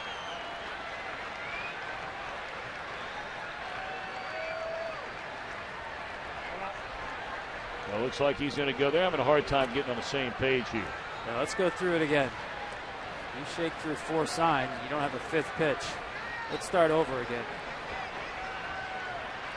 That's the original thought. Fastball away. And he walked it. Good at bat by Frazier. Yeah, that's an excellent at bat. An excellent at bat extended by the foul balls. The 2 good changeups to get to another pitch both times, and saw that fastball away that missed and stayed off it. We invite you to celebrate the craft of baseball for your chance to win a Chevrolet Impala and a trip to the Major League Baseball game in New York. Visit ChevyBaseball.com. Third walk today given up by Kyle Kendrick. Runners on the corner. And here's Donald Lutz, 1 out of 2. Singleton scored on the Hannigan home run in the second and just missed. Hitting one a long way to right field his last time up.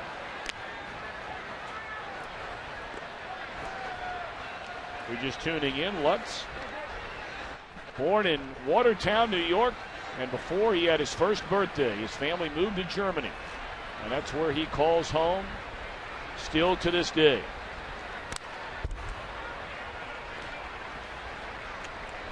Not only in the German academy for Major League Baseball, but his family also moved around in different parts of Europe before coming back. He also attended Major League Baseball's academy in Italy in 2006 and 2007.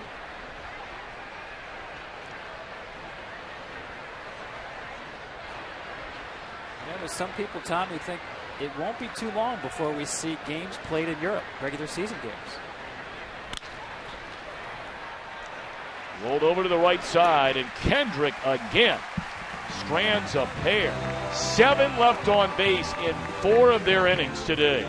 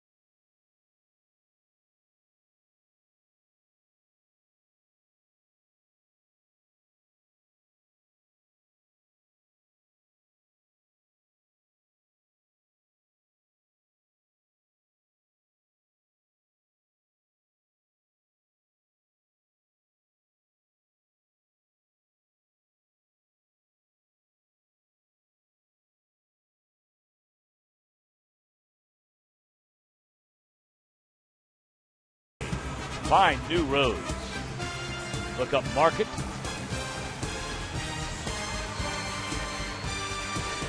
It's a good walking town, Philadelphia. Very good walking town. That just reminded me of 2008 after the World Series. Market Street looked a little bit different. Yes, indeed. Crazy. Yes, indeed. There's a number off the mound. Kozart will throw on the bottom. 1 pitch and 1 out to retire. So Dominic Brown retired. Well, next Saturday, one of the great sporting events in the world comes to Fox. Borussia Dortmund taking on Bayern Munich live from historic Wembley Stadium in London. The UEFA Champions League final Saturday, 2 p.m. Eastern, only on Fox. We thank Eric Billigmeyer for the correct pronunciation, and if it's not, then blame him. That is Billigmeyer.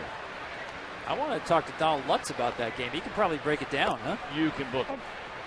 In fact, when the Reds were on their last homestand after Lutz was brought up from the minor leagues, his brother, you'd swear it was his twin brother, but it's not, came over to Cincinnati and came with 4 of his friends from Germany, and they had 3 Australians with them.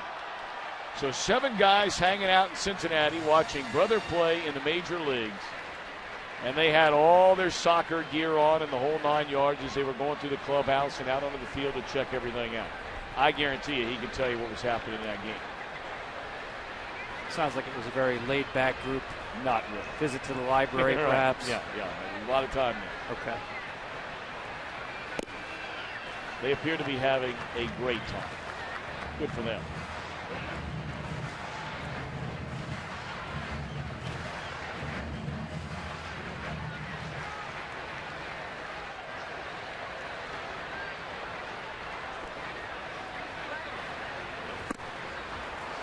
Well, Arroyo's got it working here today. That's his fourth strikeout without a walk.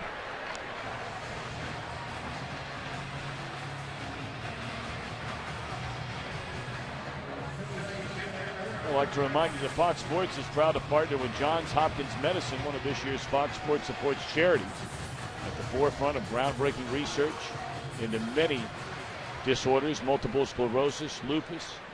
Join our fight against autoimmune diseases. Donate now by visiting hopkinsmedicine.org/Fox. Action in the Philadelphia bullpen for the first time today. B.J. Rosenberg just brought up from the minor leagues yesterday to replace Raul Valdez in the Philadelphia bullpen. Kendrick has thrown a pile of pitches through the front 5 innings of this game, but he's only given up the 3 runs. His spot due up next.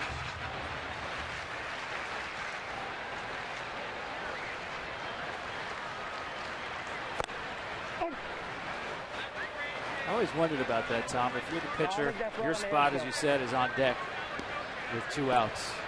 Kratz gets on base, you're out of the game. He gets out, you're likely to buy yourself another inning. So what do you root for? Very good question.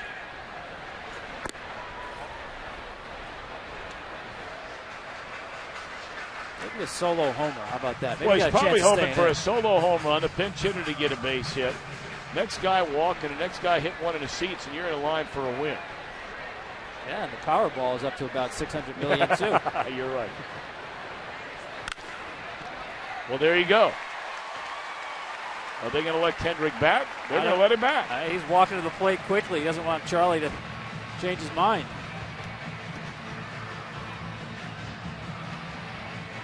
Never looked over his shoulder.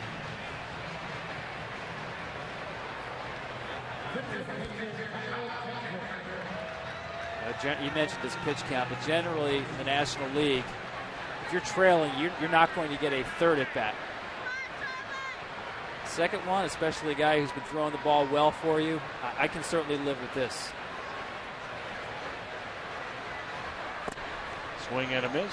0-1 to Kendrick, who flied out to Jay Bruce in short right field his first time up. Well, we've seen a lot of first pitch breaking balls from Arroyo. And for strikes. And to the opposing pitcher right here. That's not fair. Arroyo's only walked 8 batters the entire year. 8. And knocking on the door now at 60 innings.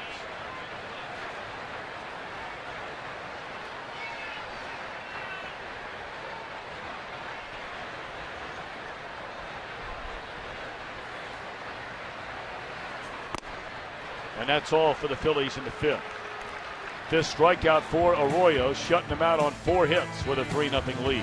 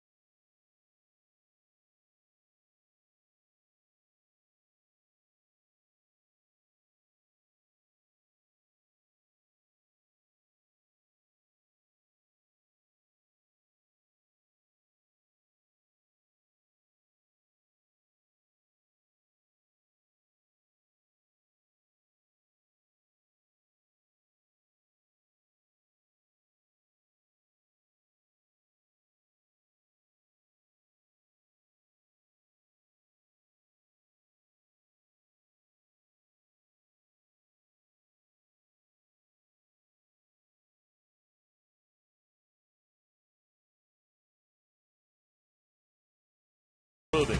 And presented by Budweiser, the official beer of Major League Baseball. Great times are waiting. Grab some Buds. You're grabbing a few Budweisers today here at Citizens Bank Park. Look at the Philly fanatic. Chris Spire being a good sport. Oh, good stuff. That's the best right there. I got a question for you, Tom. This great Phillies franchise, talk about winning percentage among all the pitchers here. We've started 130 times for the Phillies. You got It's a lot of starts. Pete Alexander and Steve Carlton, 2 Hall of Famers, ranked 1 and 2, top winning percentage in Phillies history. Question is, who ranks 3 and 4? But based on that many starts? That many starts for the Phillies. That's a lot of starts, man. Cole Hamels. I mean, I would guess That's Hamels. a good guess there. That's number 3 right there. All right. Cole Hamels. What about? No, I don't think he made enough starts. Kurt Schilling didn't make enough starts here, did he? Not enough. Not enough wins. Not enough winning percentage for a team that struggled back then. One World Series team there. Are you going to say Kyle Kendrick? That is very good. Yeah. How about that? I'm not going to take any credit for that. 4th highest winning percentage with that many starts in Phillies history. Kyle Kendrick. You know, it's funny sometimes how baseball works out. Tom, you've been covering this game for a long, long time. Oftentimes it's that forest for the trees, saying that inside of your own system, and you and I have talked about this many, many times. I think oftentimes there are some organizations that know other teams' organizations better than they know their own organization. What I mean by that, John Sherrill used to talk a lot about that in Atlanta. Said it's great if you can tell me about the AA third baseman inside the Reds organization if you're a member of the Braves staff. I want to know about who's going to be our best third baseman in the next 3 years if you're on the Atlanta Braves staff. That one nearly got Hannigan in the head. Did he get a piece of it? It might have nicked him a little bit there.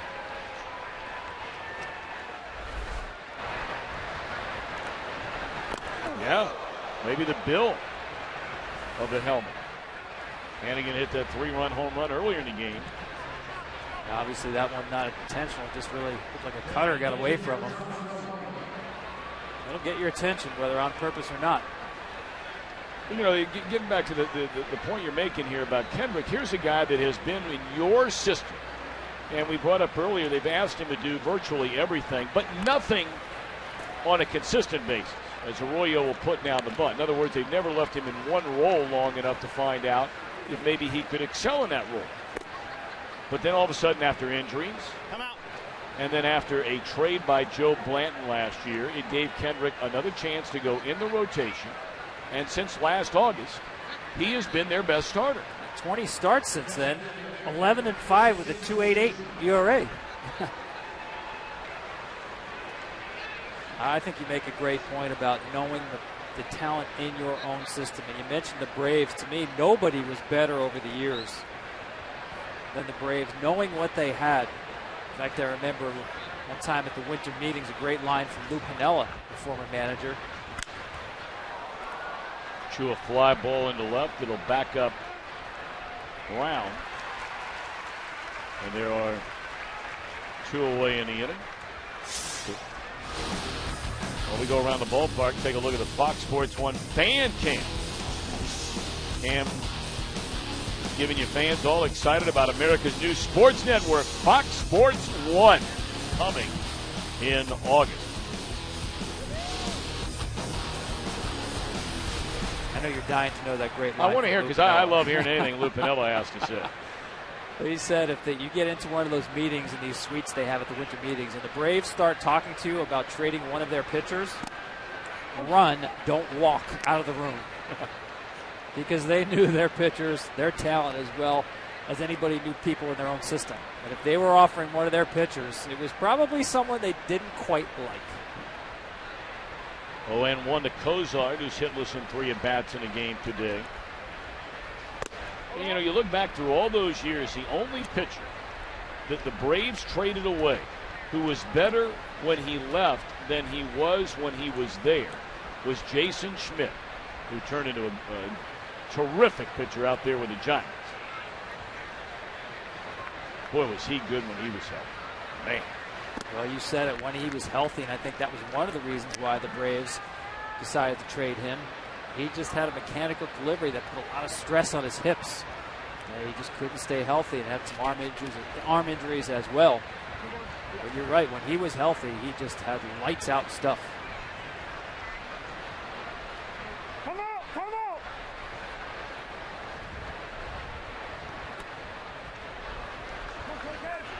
And we talked at the start of this game about Kyle Kendrick being an escape artist, a great low batting average, runners in scoring position. He's had to do it in every inning of this game. 2-1. In your strike and multiple base runners in 3 of the innings. The Reds had a runner at third, 1 out, did not score in the first. Runner at third, 1 out in the third, did not score. Runner at third, 1 out in the fifth, did not score. And now runner at second with 2 away. Well, he better throw a strike on this pitch, because he's got Cozart batting right around 200. And he's got an entirely different cat waiting in the on-deck room. This is one time where you may see him go to a challenge fastball more than show that changeup.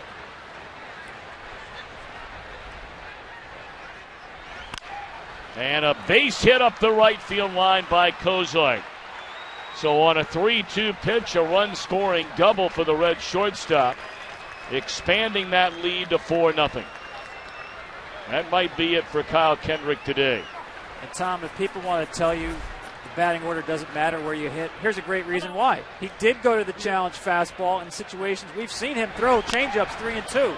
But because Joey Votto is on deck, he has to give in to Cozart, and he does a nice job. We talked about Cozart not being a naturally gifted hitter in terms of going the other way, but in that case he did. Took the fastball away and drove it into right field. But that is a function, as you mentioned, of having Joey Votto hitting behind you.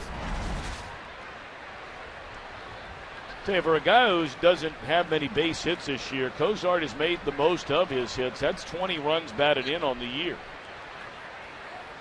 Not a bad number for a guy hitting 200 in the little more than 2 weeks into the month of May. Well, they're going to stay with Kendrick. They have a left-handed Jeremy Horst. Horst came up in the Reds organization.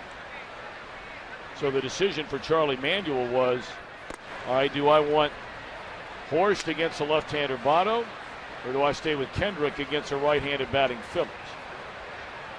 Yeah, I think it's the right choice. I think Joey Votto is just one of those guys. The platoon split really does not matter.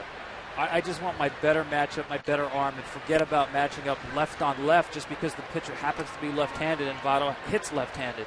It doesn't matter to Joey Votto. 4 walks, a hit batter. Make Sunday extra special by going out to the ballpark.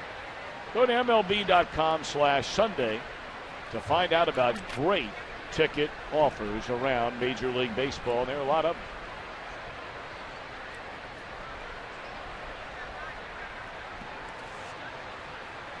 So once more, the Reds have a pair of base runners. And here's Brandon Phillips, 0 for 3 today. Has hit 2 balls very hard. He's down strike 1. This now is 6 runners on base each time up now. 4 times at bat, 6 runners on base for Brandon Phillips. And in 41 games this year, he has batted with 144 runners on base. That is a lot of opportunities.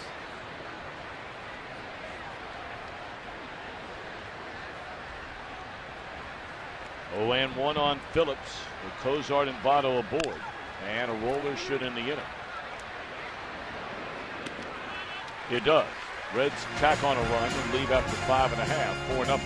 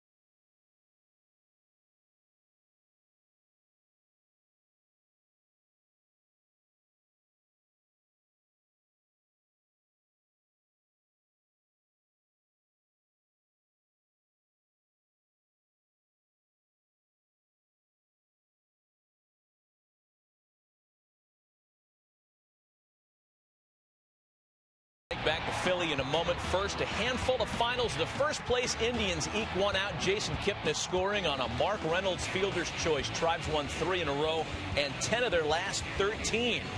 Among the games in progress, the White Sox and Angels. Angels trying to come back from a 4-0 deficit. Eric Ibar cutting it to 4-3 with this sac fly. The White Sox trying to hang on for a season-high 5th straight win. Let's get you back to Tom Brenneman and Tom Verducci in Philadelphia. All right, Matt Vasgersian, thank you very, very much. Reds lead 4-0. Bronson Arroyo has pitched a dandy through the front 5. He has only thrown 15 pitches out of the strike zone of his now 62 in the game. Rollins has one of the 4 Philadelphia hits against the Reds right-hander Bronson Arroyo. And there's a 2-hopper. I mean, there haven't been 3 balls hit hard in this game against Arroyo thus far. Now, next Sunday on Fox, a week from tomorrow, the Sprint Cup Series racing returns. Daytona 500 champ, points leader Jimmy Johnson looking for his 7th career victory in Charlotte. Fox Sports exclusive coverage of the Coca-Cola 600 next Sunday, 5:30 Eastern Time.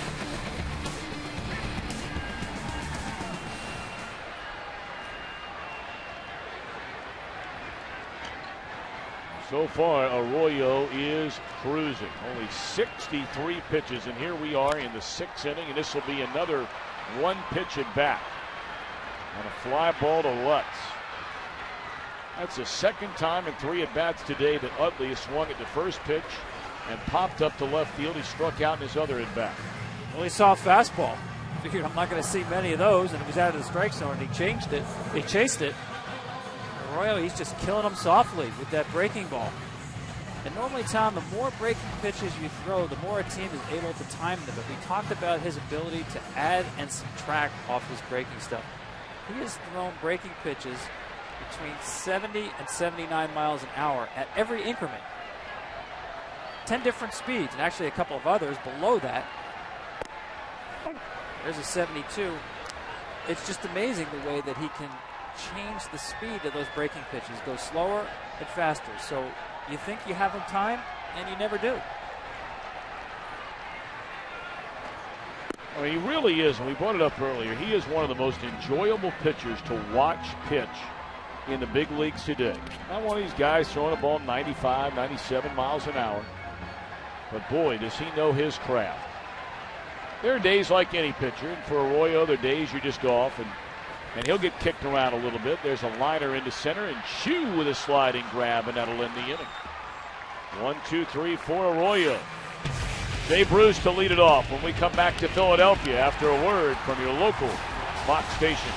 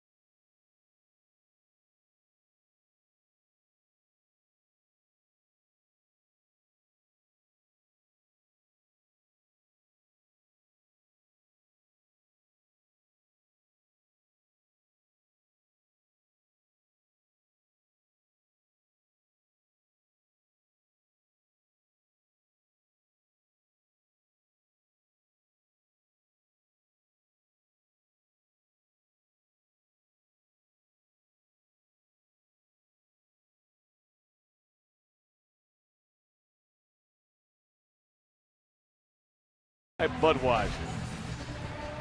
4 runs, 8 hits, 9 men left on base for Cincinnati. Philadelphia being shut out by Bronson Arroyo on 4 hits, and the Phillies have stranded 3.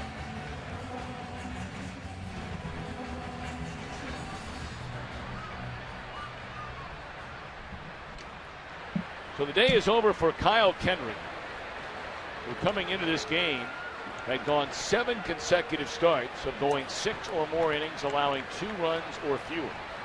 And now, native of Newport News, Virginia, his first game since being brought up from the minor leagues is B.J. Rosenberg.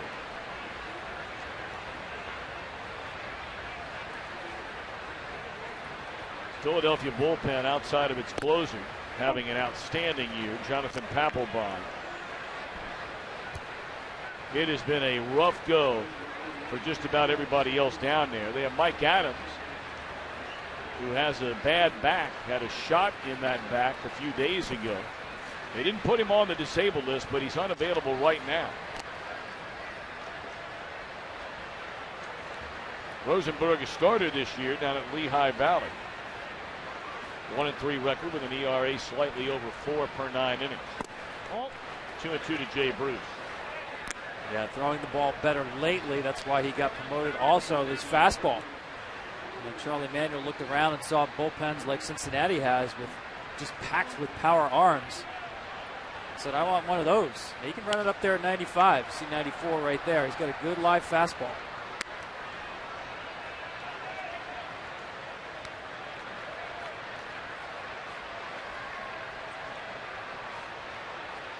Well, really, it comes down to 3 very simple things. Now, fixing the problems are not simple by any means.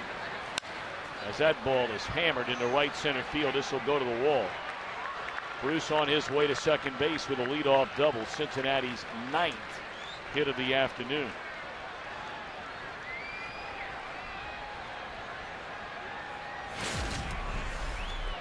Here's today's Just for Men Auto Stop Foolproof Stat. For you, Dusty Baker, just recently going by Tommy Lasorda on baseball's all-time managerial wins list. Among the active managers, only Jim Leyland has more wins than Dusty Baker. Of course, you look on that list, however, and the one thing Dusty is in pursuit of that the other 4 on that list have done is win at least 1 World Series. You're right. I mean, over 1,600 wins, but the one he wants is the last one of the year. That has evaded him over the years. Only Gene Walk has won more games in baseball history without winning that final game of the season than Dusty Baker. Come close. Painfully close in many situations, especially in 2002 with the San Francisco Giants with a lead in hand late in Game 6. And of course, even though he did not get to that World Series a year later, after going to the Chicago Cubs, and of course they had a 3-1 lead in that unforgettable 2003 LCS against the Florida Marlins, only to lose the final 2 games of that series at Wrigley Field. There was something about a Cubs fan being involved in that game. I don't quite remember the details, but we were there. I'm not going to bring it up to Dusty. Part of our crew. We were all there together as Frazier has gone on strikes, first out in the inning.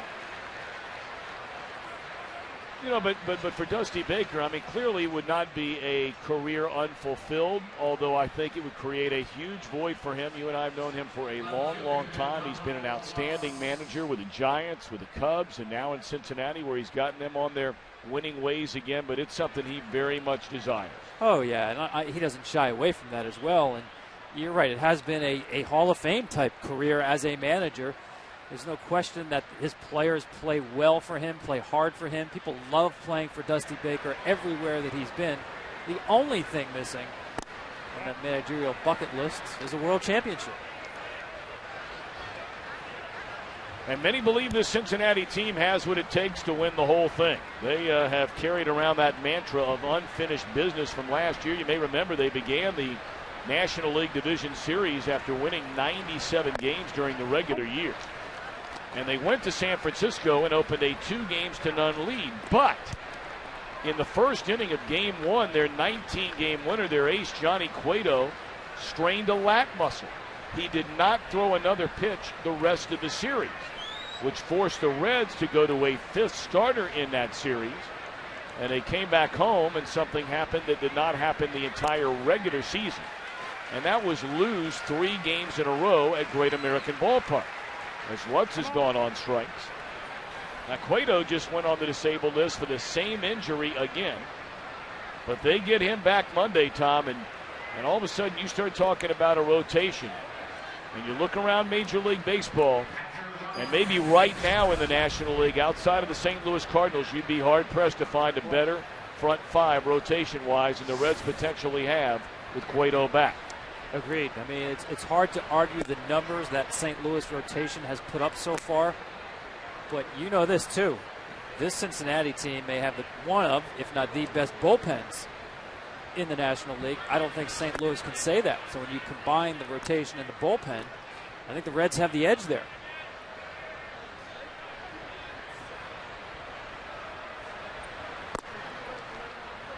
Of course, the Cardinals are without Jason Mott, their closer. Edward Mujica has done a great job in that role. Take a look at our Fox Sports 1, the game summary presented by Fox Sports 1. It's America's new sports network, and it's coming to you in August. Arroyo's been lights out. Kendrick hung in there. Gave up 4 in 6 innings, including that 3-run home run, the first of the year, for Ryan Hannigan. So 2 on for Arroyo with 2 men out. He's bounced to the mound, single to left center, and put down a sacrifice. Bronson Arroyo stands pretty close to the plate for a pitcher. He's going to see 94, 95 here from Rosenberg as well. In the air, right center field, and the inning is over. Ryan Howard to lead things off in the Phillies 7th, trailing 4-0.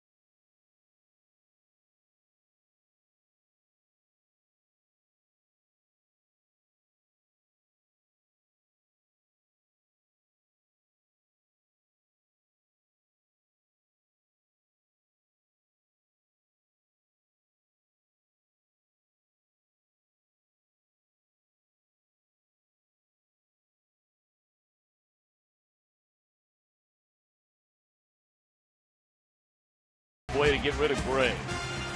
And by the City Simplicity Park.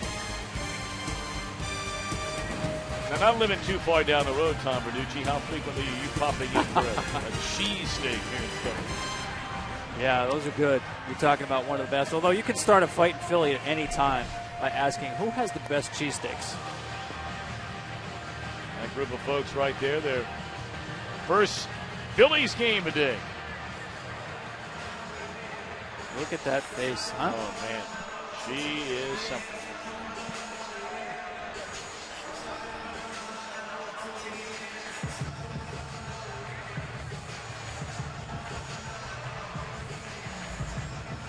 Reds 4, Phillies nothing.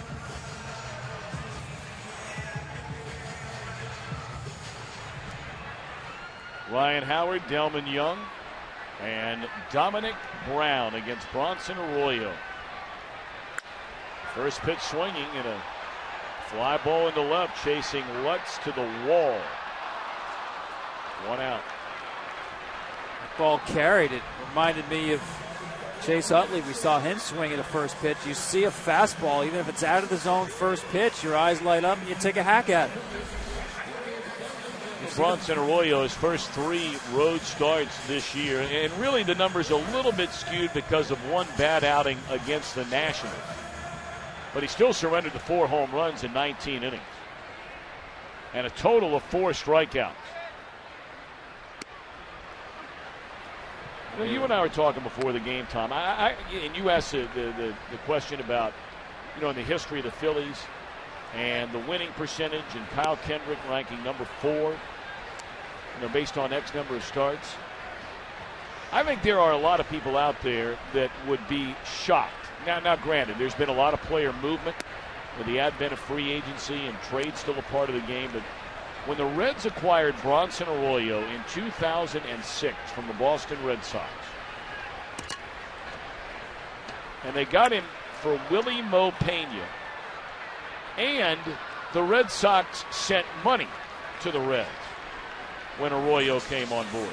Since that time, Arroyo is number 1 in the National League among all pitchers in starts. He is second in innings pitched, and he has the second most wins among all National League pitchers since that time. He has the 8th most wins among all pitchers in baseball since 06.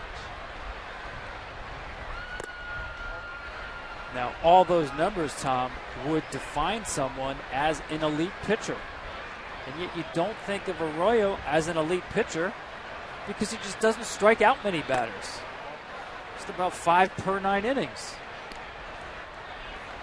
The amazing thing for me, too, watching him work today here, 24 batters faced. He's thrown only 20 pitches out of the strike zone.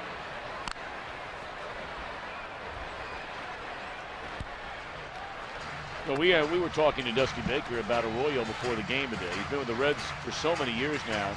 You know, you almost think of him and not going anywhere else. And he is a free agent at the end of the year. He has never missed a start in his professional career. Now, he'll tell you he's never missed a start since Little League. And there's no reason not to believe him. He's that kind of guy. But he has never missed a single start through his entire pro career. The only guy I can remember who could claim that was Greg Maddux. Had a pretty good career. And if and when Bronson Arroyo gets on the free agent market, believe me, there is tremendous value in that kind of reliability and durability.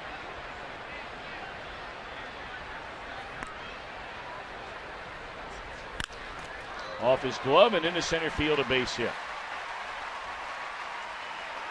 Been a good day for Dominic Brown. He has 2 hits and 3 at-bats today. What about Dominic Brown? 3 things you need to know. Grew up idolizing a native Cincinnatian, Ken Griffey Jr. How about Mudcat Grant? A lot of folks around Ohio watching know about Jim Mudcat Grant. Former Major League pitcher, used to announce the Indians games for a long time. And a football player as well, Dominic Brown. Former 20-game winner, Jim Mudcat Grant. That's a good nickname, too. Oh, you don't see those two in the game today. Mudcat Grant. Great nickname.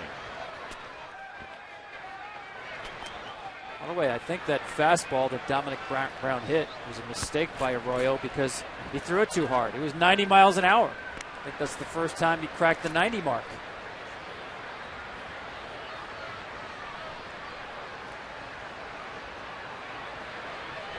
Arroyo, a sub-500 pitcher so far this year, but well, Lord knows, based on that 3.3 ERA, he could easily have 5-6 wins right now. There's a Tapper foul. The Reds went through a long stretch where they had very little offense. I mean, they weren't scoring at all, and it affected the entire rotation.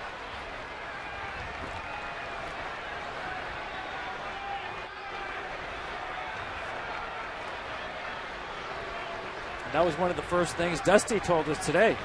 We want to get Bronson to 500. Pitched much better than the record indicated.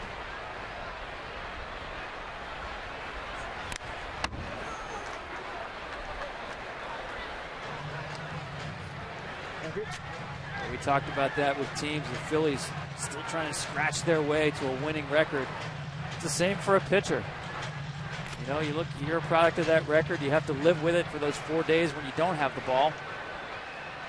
Once you get to that winning record, boy, food tastes better, sun's a little brighter. I mean, look at a guy that the Phillies just traded, Joe Blanton, when they traded him last year. Signs with a new team, the Angels. And boy, you're waking up every morning and you're 0-7.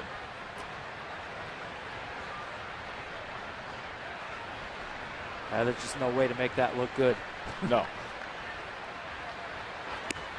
We talk about run support, and tough luck, and bloops that fall.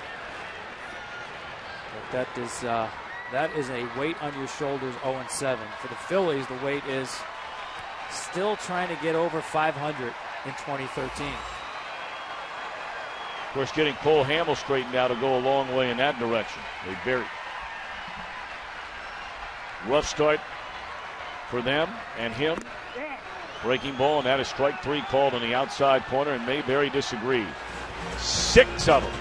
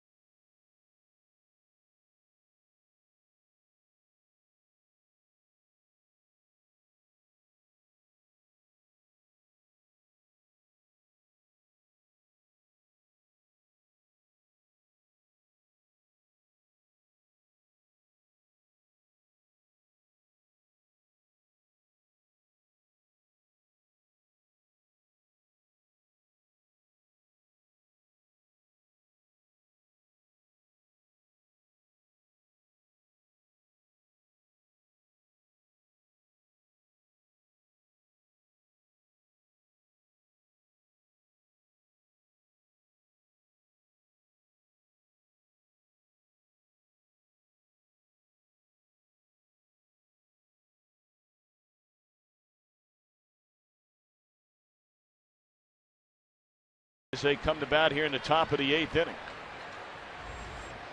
B.J. Rosenberg still on the mound in relief of Kyle Kendrick, who allowed all 4 runs in 6 innings. Top of the order for the Reds. And a base hit on the first pitch into center field by Shin-Soo Choo, who once again 5 plate appearances, on base 2 more times. Well, what a year and what a trade has that been, at least for a month and a half. 3-team deal. Reds trading players to both Cleveland and Arizona. Players moving in every direction to bring the choo-choo train to the Queen City. I like that.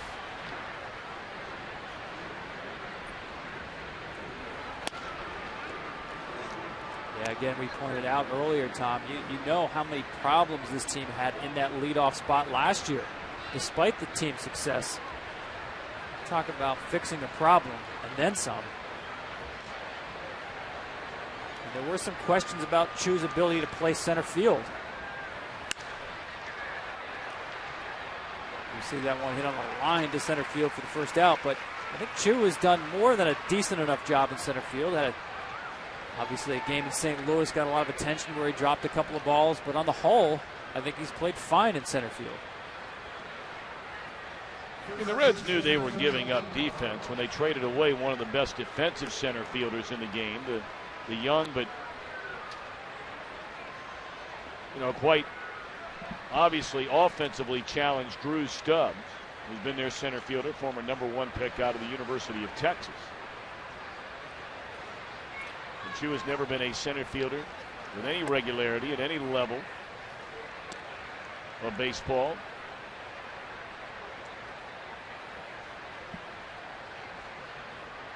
Well, you look at Chu and Votto. I mean, these guys, you include 3 more walks today.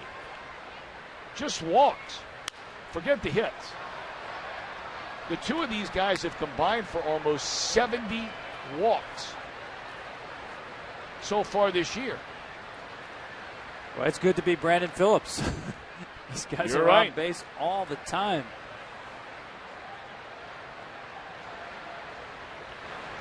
Perfect day today for Votto. Been on base all 4 plate appearances and making another. There's a 5th. Man, can that guy hit. That was a little bit different 2-strike mode, Joey Votto. We're so used to him going the other way. Watch this. Gets a fastball up and just turns on it.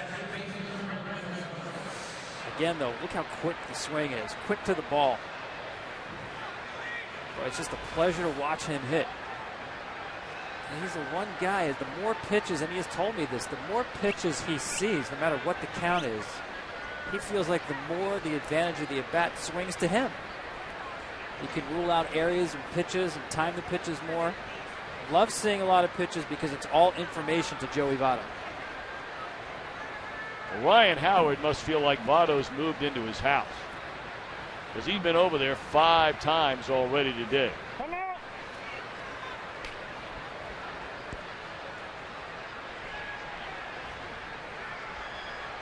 Of course, when you talk about Cincinnati great players, one of the all-time great Reds is Hall of Famer Joe Morgan, 2-time MVP, 75, 76. So now Brandon Phillips has been around long enough where some of the major offensive categories and stolen bases will never be an issue, but Phillips will go by Morgan, who is back working inside the Reds organization as a special assistant to both the owner and the general manager. So Joe Morgan, who's virtually at every game in Cincinnati, is watching Phillips pass him in many of these categories. Yeah, you're right. Stolen bases, different story. On base percentage, different story. But those ones we threw up there, and especially now with runs batted in, with all these opportunities he's getting in this lineup, we'll go by Joe Morgan in a Reds uniform. Well, he's had a lot of RBI chances today, and this has been one of the few games where Phillips has not delivered. 0 for 4. And every time he has come to the plate in this game, he's had a runner in scoring position. Come on.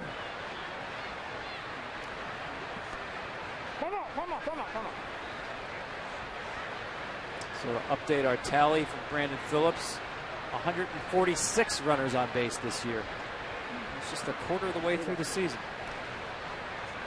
I beg your pardon, one time for Phillips today, he did not have a runner in scoring position. One on and fouled out of play, but in 3 of the 4 others, he did. Well, the other time you had Votto at first base. So he's seen nothing but the pitcher working from the stretch today. Straight on off the mask.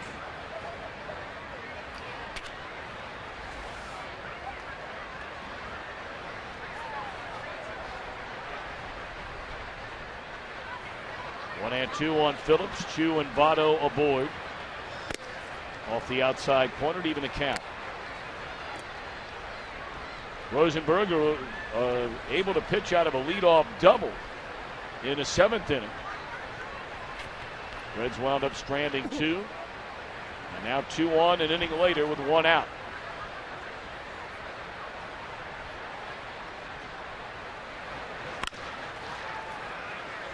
Off the glove of Rollins. That'll be an infield hit, I'm sure, for Phillips. And that'll load him up for Jay Bruce. Yeah, I'm not sure Jimmy had to play at second base here or third, even if he fields that ball cleanly. Reds have already left 11 runners on base, and the 11 left on have occurred in 6 innings. Jay Bruce will not face the right-hander Rosenberg. They have the left-hander Jeremy Horst down there in the bullpen coming in to face Bruce. Back in a moment.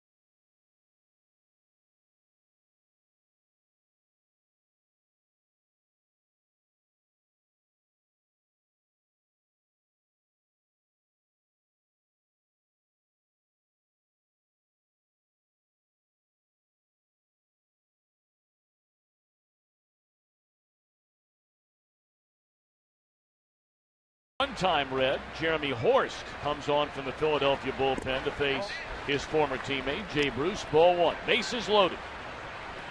Not an easy spot to walk into, especially when you've walked 8 batters. And that slider he featured there first pitch, he's going to need to throw that for a strike. And he did right there. Not an overpowering fastball. That slider's going to be his best pitch. Just try to get ahead of Bruce and then get him outside of the strike zone by chasing the slider. Of course, 27 years old, grew up in Wyoming.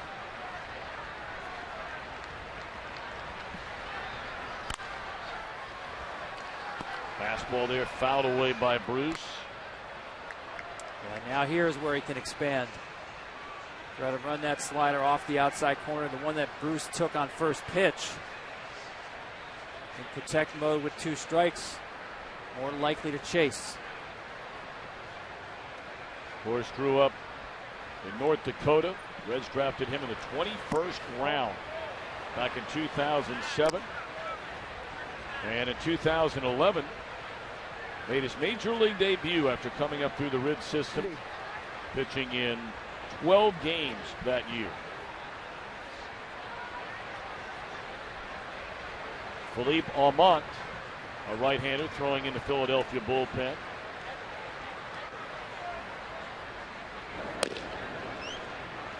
They are loaded for Bruce. Ball 3.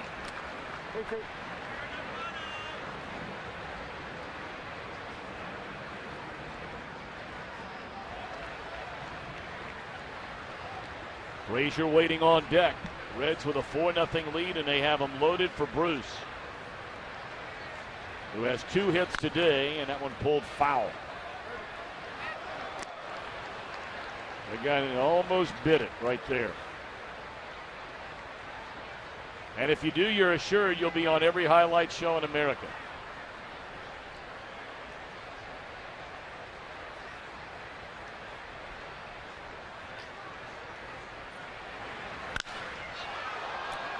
High fly ball, left center, will play to run. Tagging and scoring is Chu. Votto will advance on to third. Bruce's 27th run batted in. 5-0 Reds in front.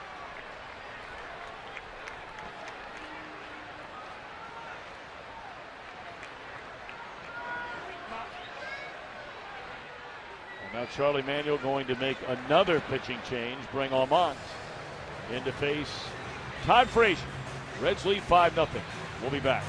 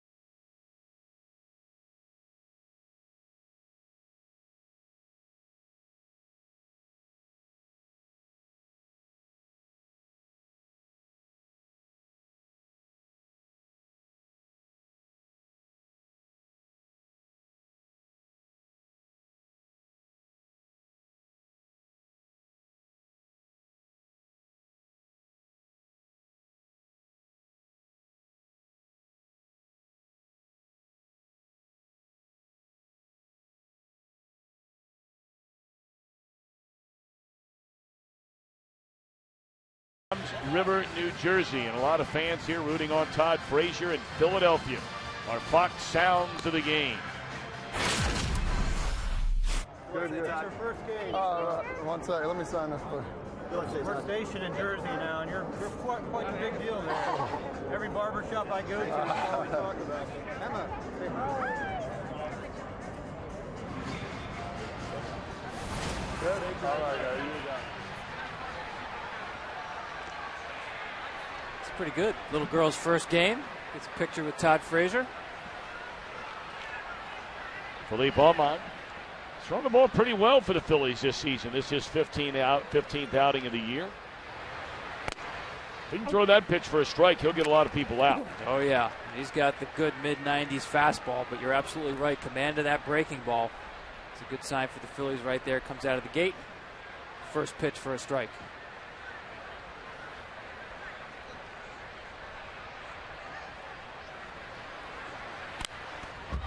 We talked about Frazier from Tom's River, and of course, that was one of many, many towns along the northeastern seaboard devastated by Hurricane Sandy. Frazier still lives there. Just got married during the offseason, and well, he spent a lot of time just trying to go around and help folks in need. After many had lost their homes, he said he still can't believe it. That went all the way to the backstop, and this will bring in another run. 6-0 Reds.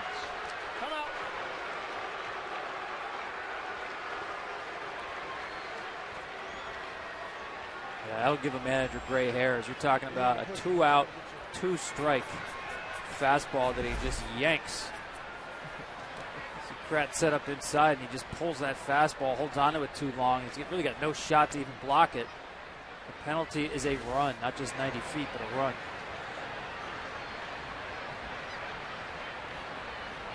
Three in the second, 1 in the sixth, 2 more here in the 8th. And tack on another run as Frazier singles into center field that will score Phillips. And the Reds now lead it 7-0, and that will send many here at Citizens Bank Park off to the parking lot.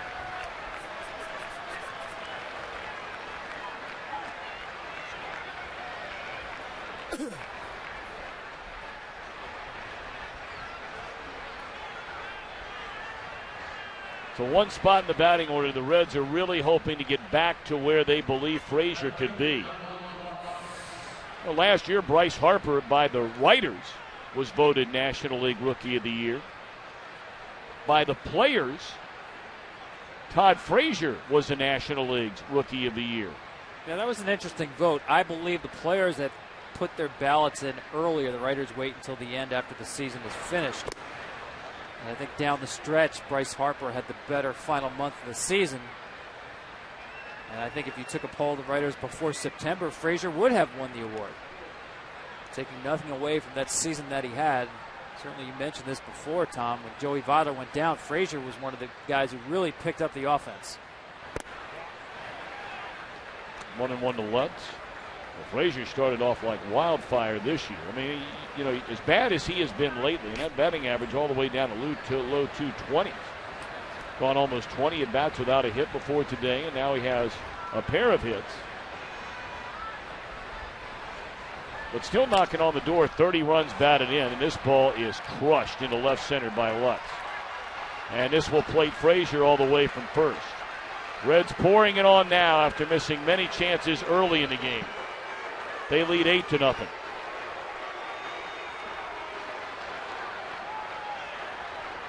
Well, we talked about the depth in this Cincinnati lineup. 20 base runners in 8 innings. This team came in leading the National League in on-base percentage. That number's certainly going to go up with the parade of base runners they've put on today.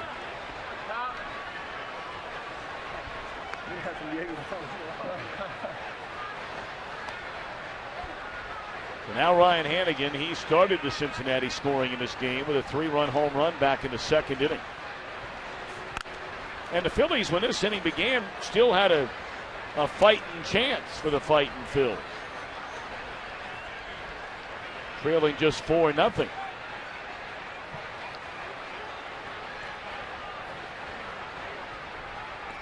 Five hits in the inning, 4 runs in the inning. And now the 0-1 to Hannigan. Young over to get it. 8 men bat, 4 score. Reds lead 8-0.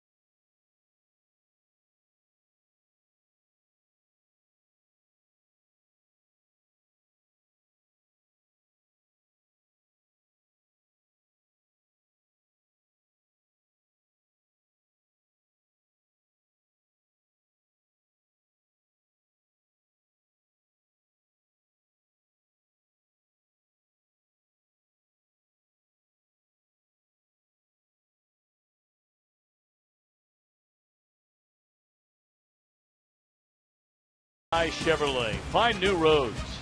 And by the makers of One A Day Men's, the official multivitamin of Major League Baseball. Well, now the story is all about Bronson Arroyo. Of course, that has been a major story here today right from the very first inning. He has held Philadelphia to just 5 base hits. He has just thrown his 84th pitch of the game, and here we are in the bottom of the 8th inning. Wait, how many times has he just dropped in that breaking ball for a first pitch strike at will?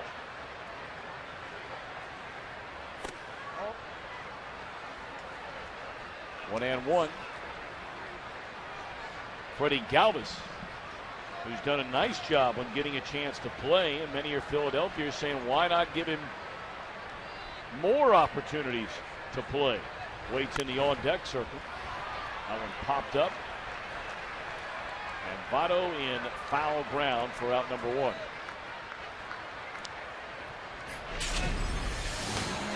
Now it's time for the King plays of the game, brought to you by Burger King, where taste is king.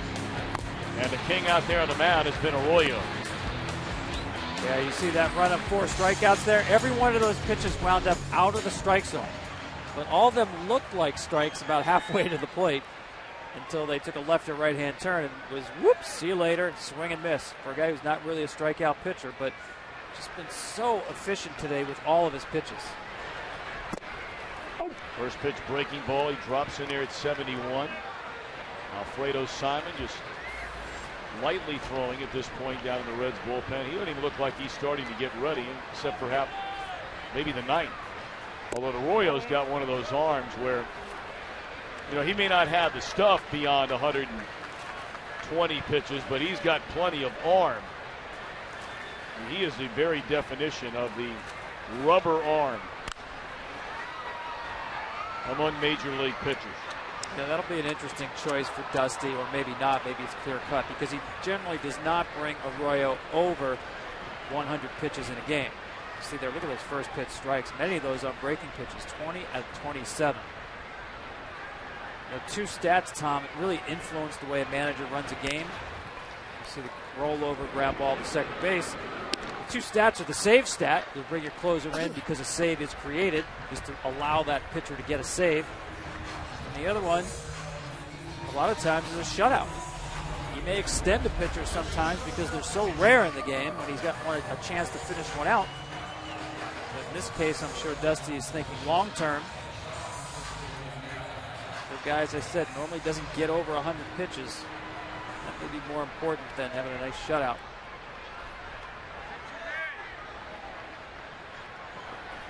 Two away in the inning, and Rollins looks at a strike. Jimmy has 1 hit and 3 at bats. Well, what an outstanding career Rollins has had here in Philadelphia. He still has plenty of baseball left in it. But he has been one of the great Phillies players in the franchise history. I mean, you look in every category they have. Doesn't matter what one it is. And he's in the top 2, 3, 4 in every one of them. Yeah, he's one of those guys for me. You mentioned not just, you know, an iconic player for this franchise, but someone who certainly will merit Cooperstown consideration because he's not close to being done. A guy who's won an MVP playing the shortstop position. Hit mostly at the top of the lineup, but also in the middle of the order. You see the hit total there. Just since 2001, Albert Pujols, the only one with more hits than Jimmy Rollins. Well, last night he hit a home run, and he was only the 4th shortstop in the live ball era. With over 1,200 runs scored, 400 stolen bases, drawn a walk. If you're wondering the other names on that list, how about Hall of Famers Luis Aparicio, Ozzie Smith, and not yet voted on for the Hall of Fame, Omar Vizquel. That's some great company. You know, we talked about Arroyo, his value, a lot of it is in terms of being durable and taking the ball every 5th day. For Jimmy Rollins, his ability to stay in the lineup. As hard as he plays with the stolen base being part of his game for so many years, racking up tremendous totals, hits, stolen bases, and even for his position, home runs. Tell you the other thing I really admired about Rollins, and I admired every single guy that did it. For all the guys that played for the United States in the World Baseball Classic. And Rollins was a shortstop for that team. It might not mean something to some of the players out there. For those that stepped up, Rollins didn't have to do that as long as he's been around. Arroyo, his first walk of the afternoon. In fact, now in 3 starts against the Phillies, it's the first time he's walked a batter since August of last year. Just amazing. Saw Brian Price, the pitching coach, come out. As if he was shocked to see Bronson put a man on base with a base on balls. 28 batters faced today for Arroyo, 29 balls. How about that stat? You know, this is a real good matchup for a guy who's a strike thrower against a team that really doesn't have a lot of patience. Rollins takes second base. I mean, there's a glaring weakness on this team in terms of the ability to get on base. As good as the Reds are with getting on base, that's how bad the Phillies are. Their on-base percentage, 11th in the league coming into the game, and the lowest for a Phillies team since back in 1991. They had some bad teams in the early 90s. They did. You want to talk about bad teams? Jimmy Rollins just kind of cruises over to third base unguarded, as they say. 1972 was the last time the Phillies had such a low number for runs per game. 1972, of course, was the great year for Steve Carlton, winning 27 games for a team that won 59.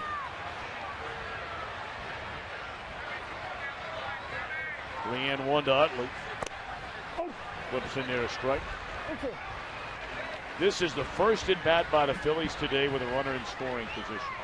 And that is only because they let Rollins go to second and then third. Johnny Cueto back in the Reds rotation beginning Monday night in New York.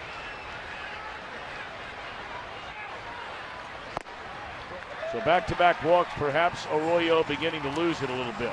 And here comes Dusty Baker, or is he? Alfredo Simon is ready at this point. I got to believe this is it. I mean, the 2 walks, the pitch count especially. You don't want to extend him, and you would be extending him to force him to get another out here with runners on base. This will be a double switch. Alfredo Simon will come in with 2 on and 2 out in the 8th.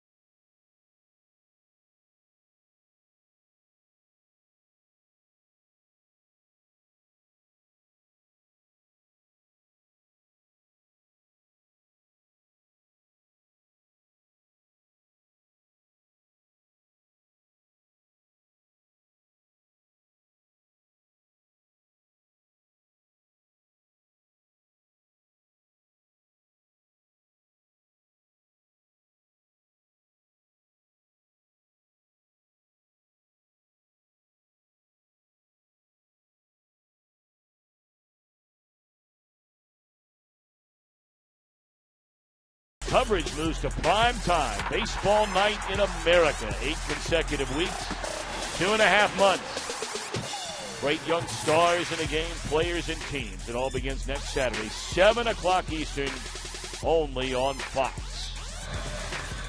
We'll see a lot of both of these teams over the next 8 weeks in prime time. And maybe see more Bronson Arroyo. What an outstanding effort he turned in today. That's a primetime pitching performance today. Taking a shutout into the 8th inning. First time since last September he got pushed over 100 pitches. Just ran out of gas there at the end with the 2 walks. Well, 5 base hits, 4 of them came with 2 outs in an inning. He had not walked a batter until this 8th inning. After the first 2 were out, Jack Hanahan takes over at third, Frazier out. And Alfredo Simon needs 1 pitch to get the final out of the inning. We go to the 9th, all Cincinnati, led by their right-hander Arroyo today.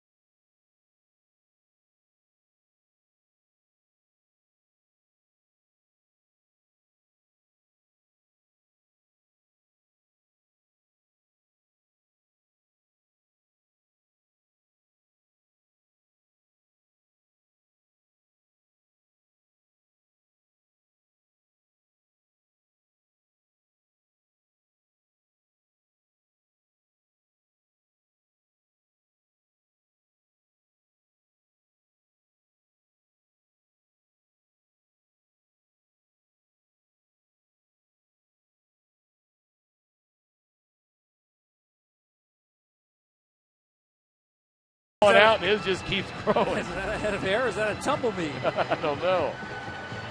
Golly, did. Let me borrow some of that. Get rid of that divot.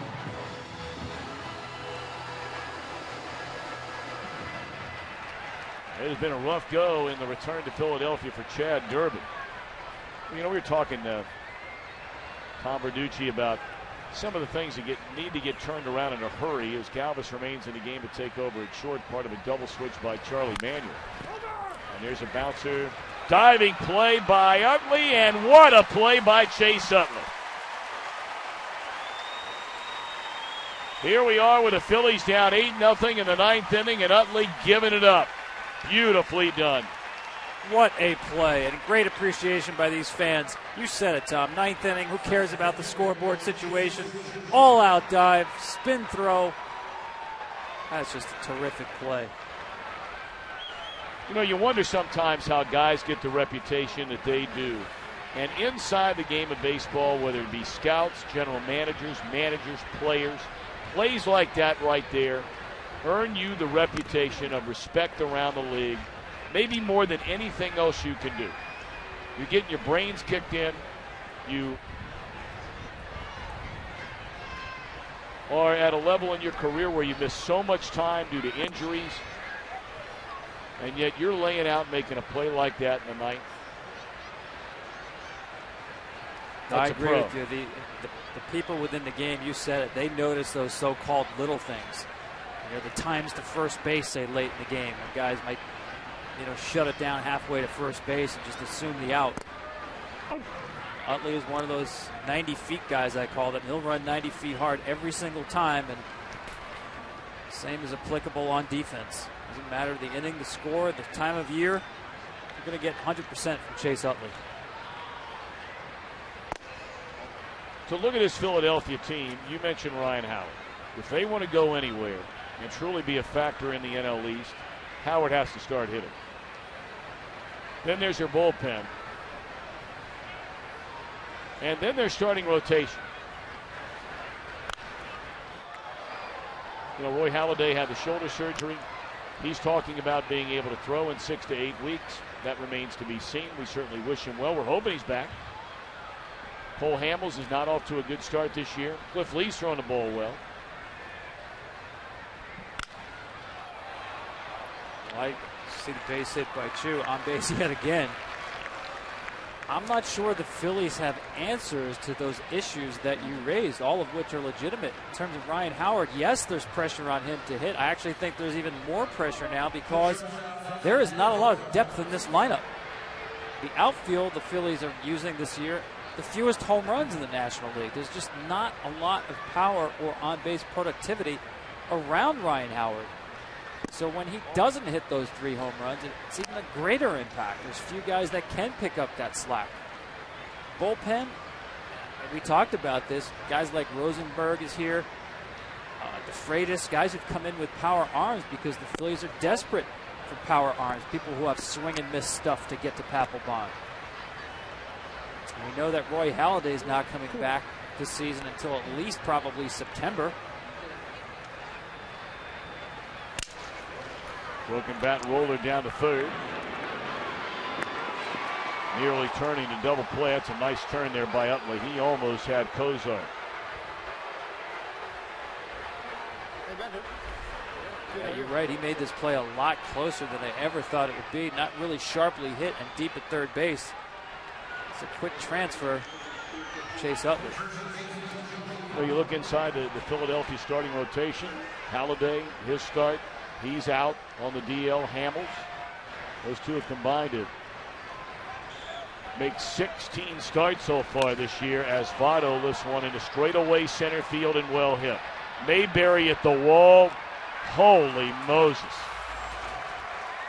Votto hit one 7 miles last night. That one about 7.5. And don't look now, but all of a sudden Joey Votto is knocking the cover off the baseball. 6 plate appearances reached every time. Well, that's just a thing of beauty right there. We talked about this at the start time. When he swings early in the count, when he swings at the first strike that he sees and puts it in play, he's batting .500. You know how selective he is, so that when he does get a pitch early in the count that is hittable, and I'm talking about not just opposite field single, but something that he can drive, he just doesn't miss. So we're talking about the Phillies rotation before that long one from Votto.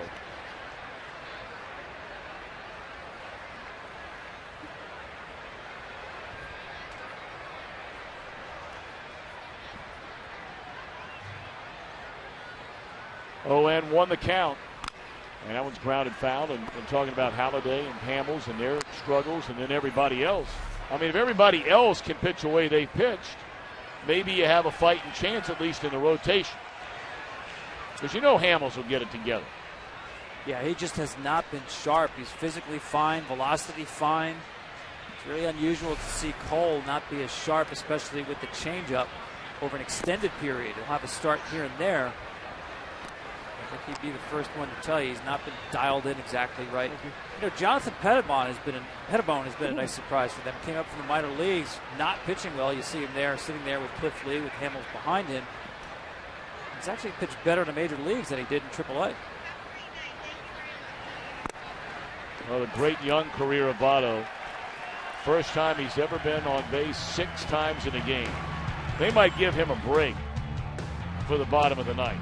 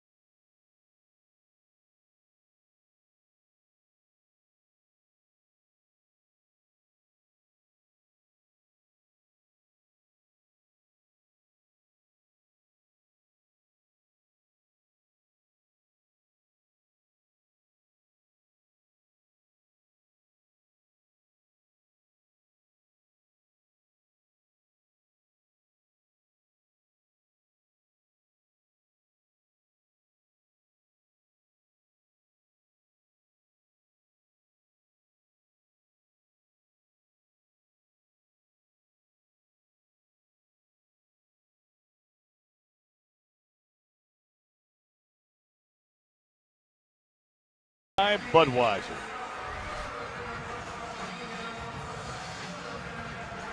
All Cincinnati Redlegs here today.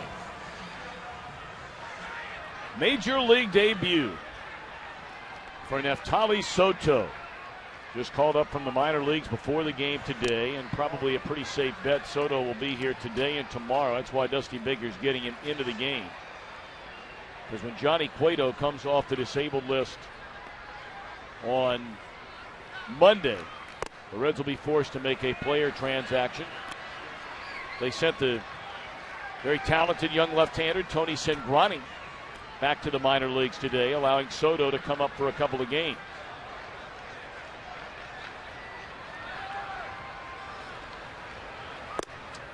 It's one of the things I love about Dusty Baker. He's very aware of that situation. Get the kid on the field, make his major league debut. Been in the Red system since he was drafted back in 2007, played at every single level to work his way up to the big leagues. It's got the added benefit of having Joey Votto able to ice down his legs after being on base 6 times. Well, you're not lying. What a day. What a day is right. Soto only 24 years old. Well, he has had some big-time power number seasons coming up in the Reds minor league system. 30 home runs, 76 batted in, 21 home runs, 73 batted in, and now playing at AAA Louisville.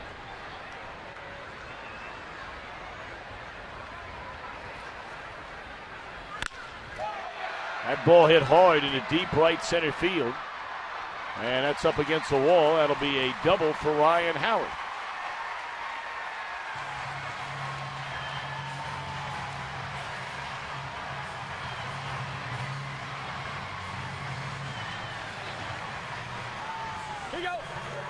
There's a 95-mile-an-hour fastball up in the zone there. Ryan Howard turns around. Watch him run here. We talked about the Achilles injury last game of the 2011 season.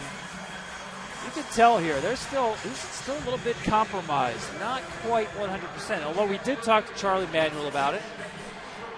He said Ryan's moving much better now than he did back in spring training. Well, repeat myself and say just because a person is back on the field doesn't mean they're back 100%, fully recovered. The process ongoing for Ryan Howard, but certainly moving in the right direction. Ben Revere comes on to run for Ryan Howard. Of course, speed is the name of the game for Revere. He was a big acquisition, if you will, made during the offseason by the Phillies general manager, Ruben Amaro Jr. And through the first month and a half, it has been a rough time for Ben Revere, who grew up just down the road from Cincinnati in Lexington, Kentucky. Had a nice season last year with Minnesota. Yeah, he's a better offensive player than what he has shown here in Philadelphia. A premier defender. He's not gotten himself on track. That ball is stung, and that will be caught by Chu. And that's the first out here in the bottom of the ninth inning. I'd like to remind those who follow the Reds, you can tune in tomorrow on Fox Sports Ohio for the final game of this series, and their pregame coverage with Reds Live starts at 1 o'clock on Fox Sports Ohio. That'll be Homer Bailey, right-hander for the Reds, against Jonathan Pettibone, 3-0. We talked about him a moment ago. We'll start it for Philadelphia, and that will be the decisive game of this three-game series and the final time these two teams will meet during the regular season. Producer of today's game, Mr. Jeff Gowen. Our director, Mr. Jim Lynch. Our associate director is Eric Billigmeyer, and our associate producer, Andy Cavanaugh. Our technical producer is Mr. Sid Drexler. Breaking ball is in there, strike. We thank our entire crew, Tom Barbary up here in the booth.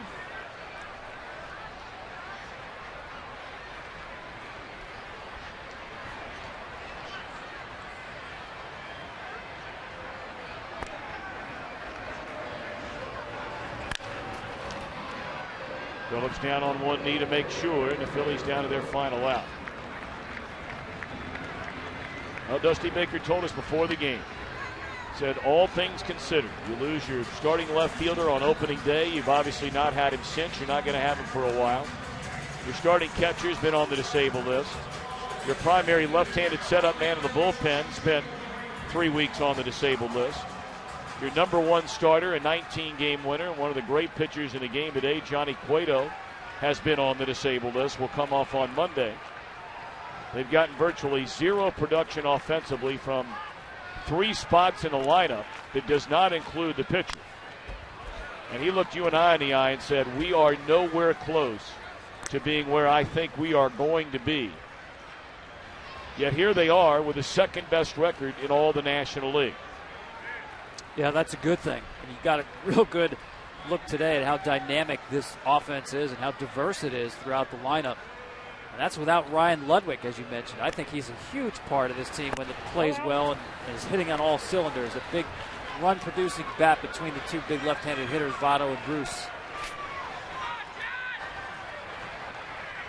This is a team, I believe, the Reds should be among the top 2 offenses in the National League when all is said and done this year.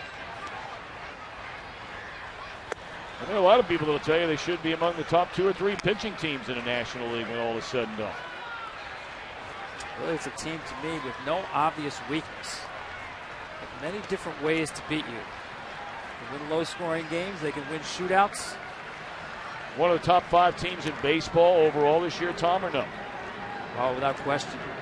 You saw that guy, Johnny Cueto, in the dugout there coming back on Monday, going to make this team even better. And you're talking about getting back a really legitimate ace.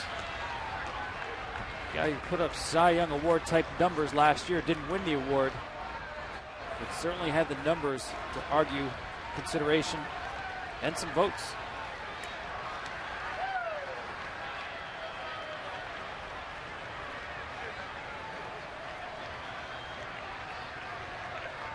One and 2 the count on John Mayberry Jr. Struck him out, and that's the old ball game. A rout in Philadelphia today.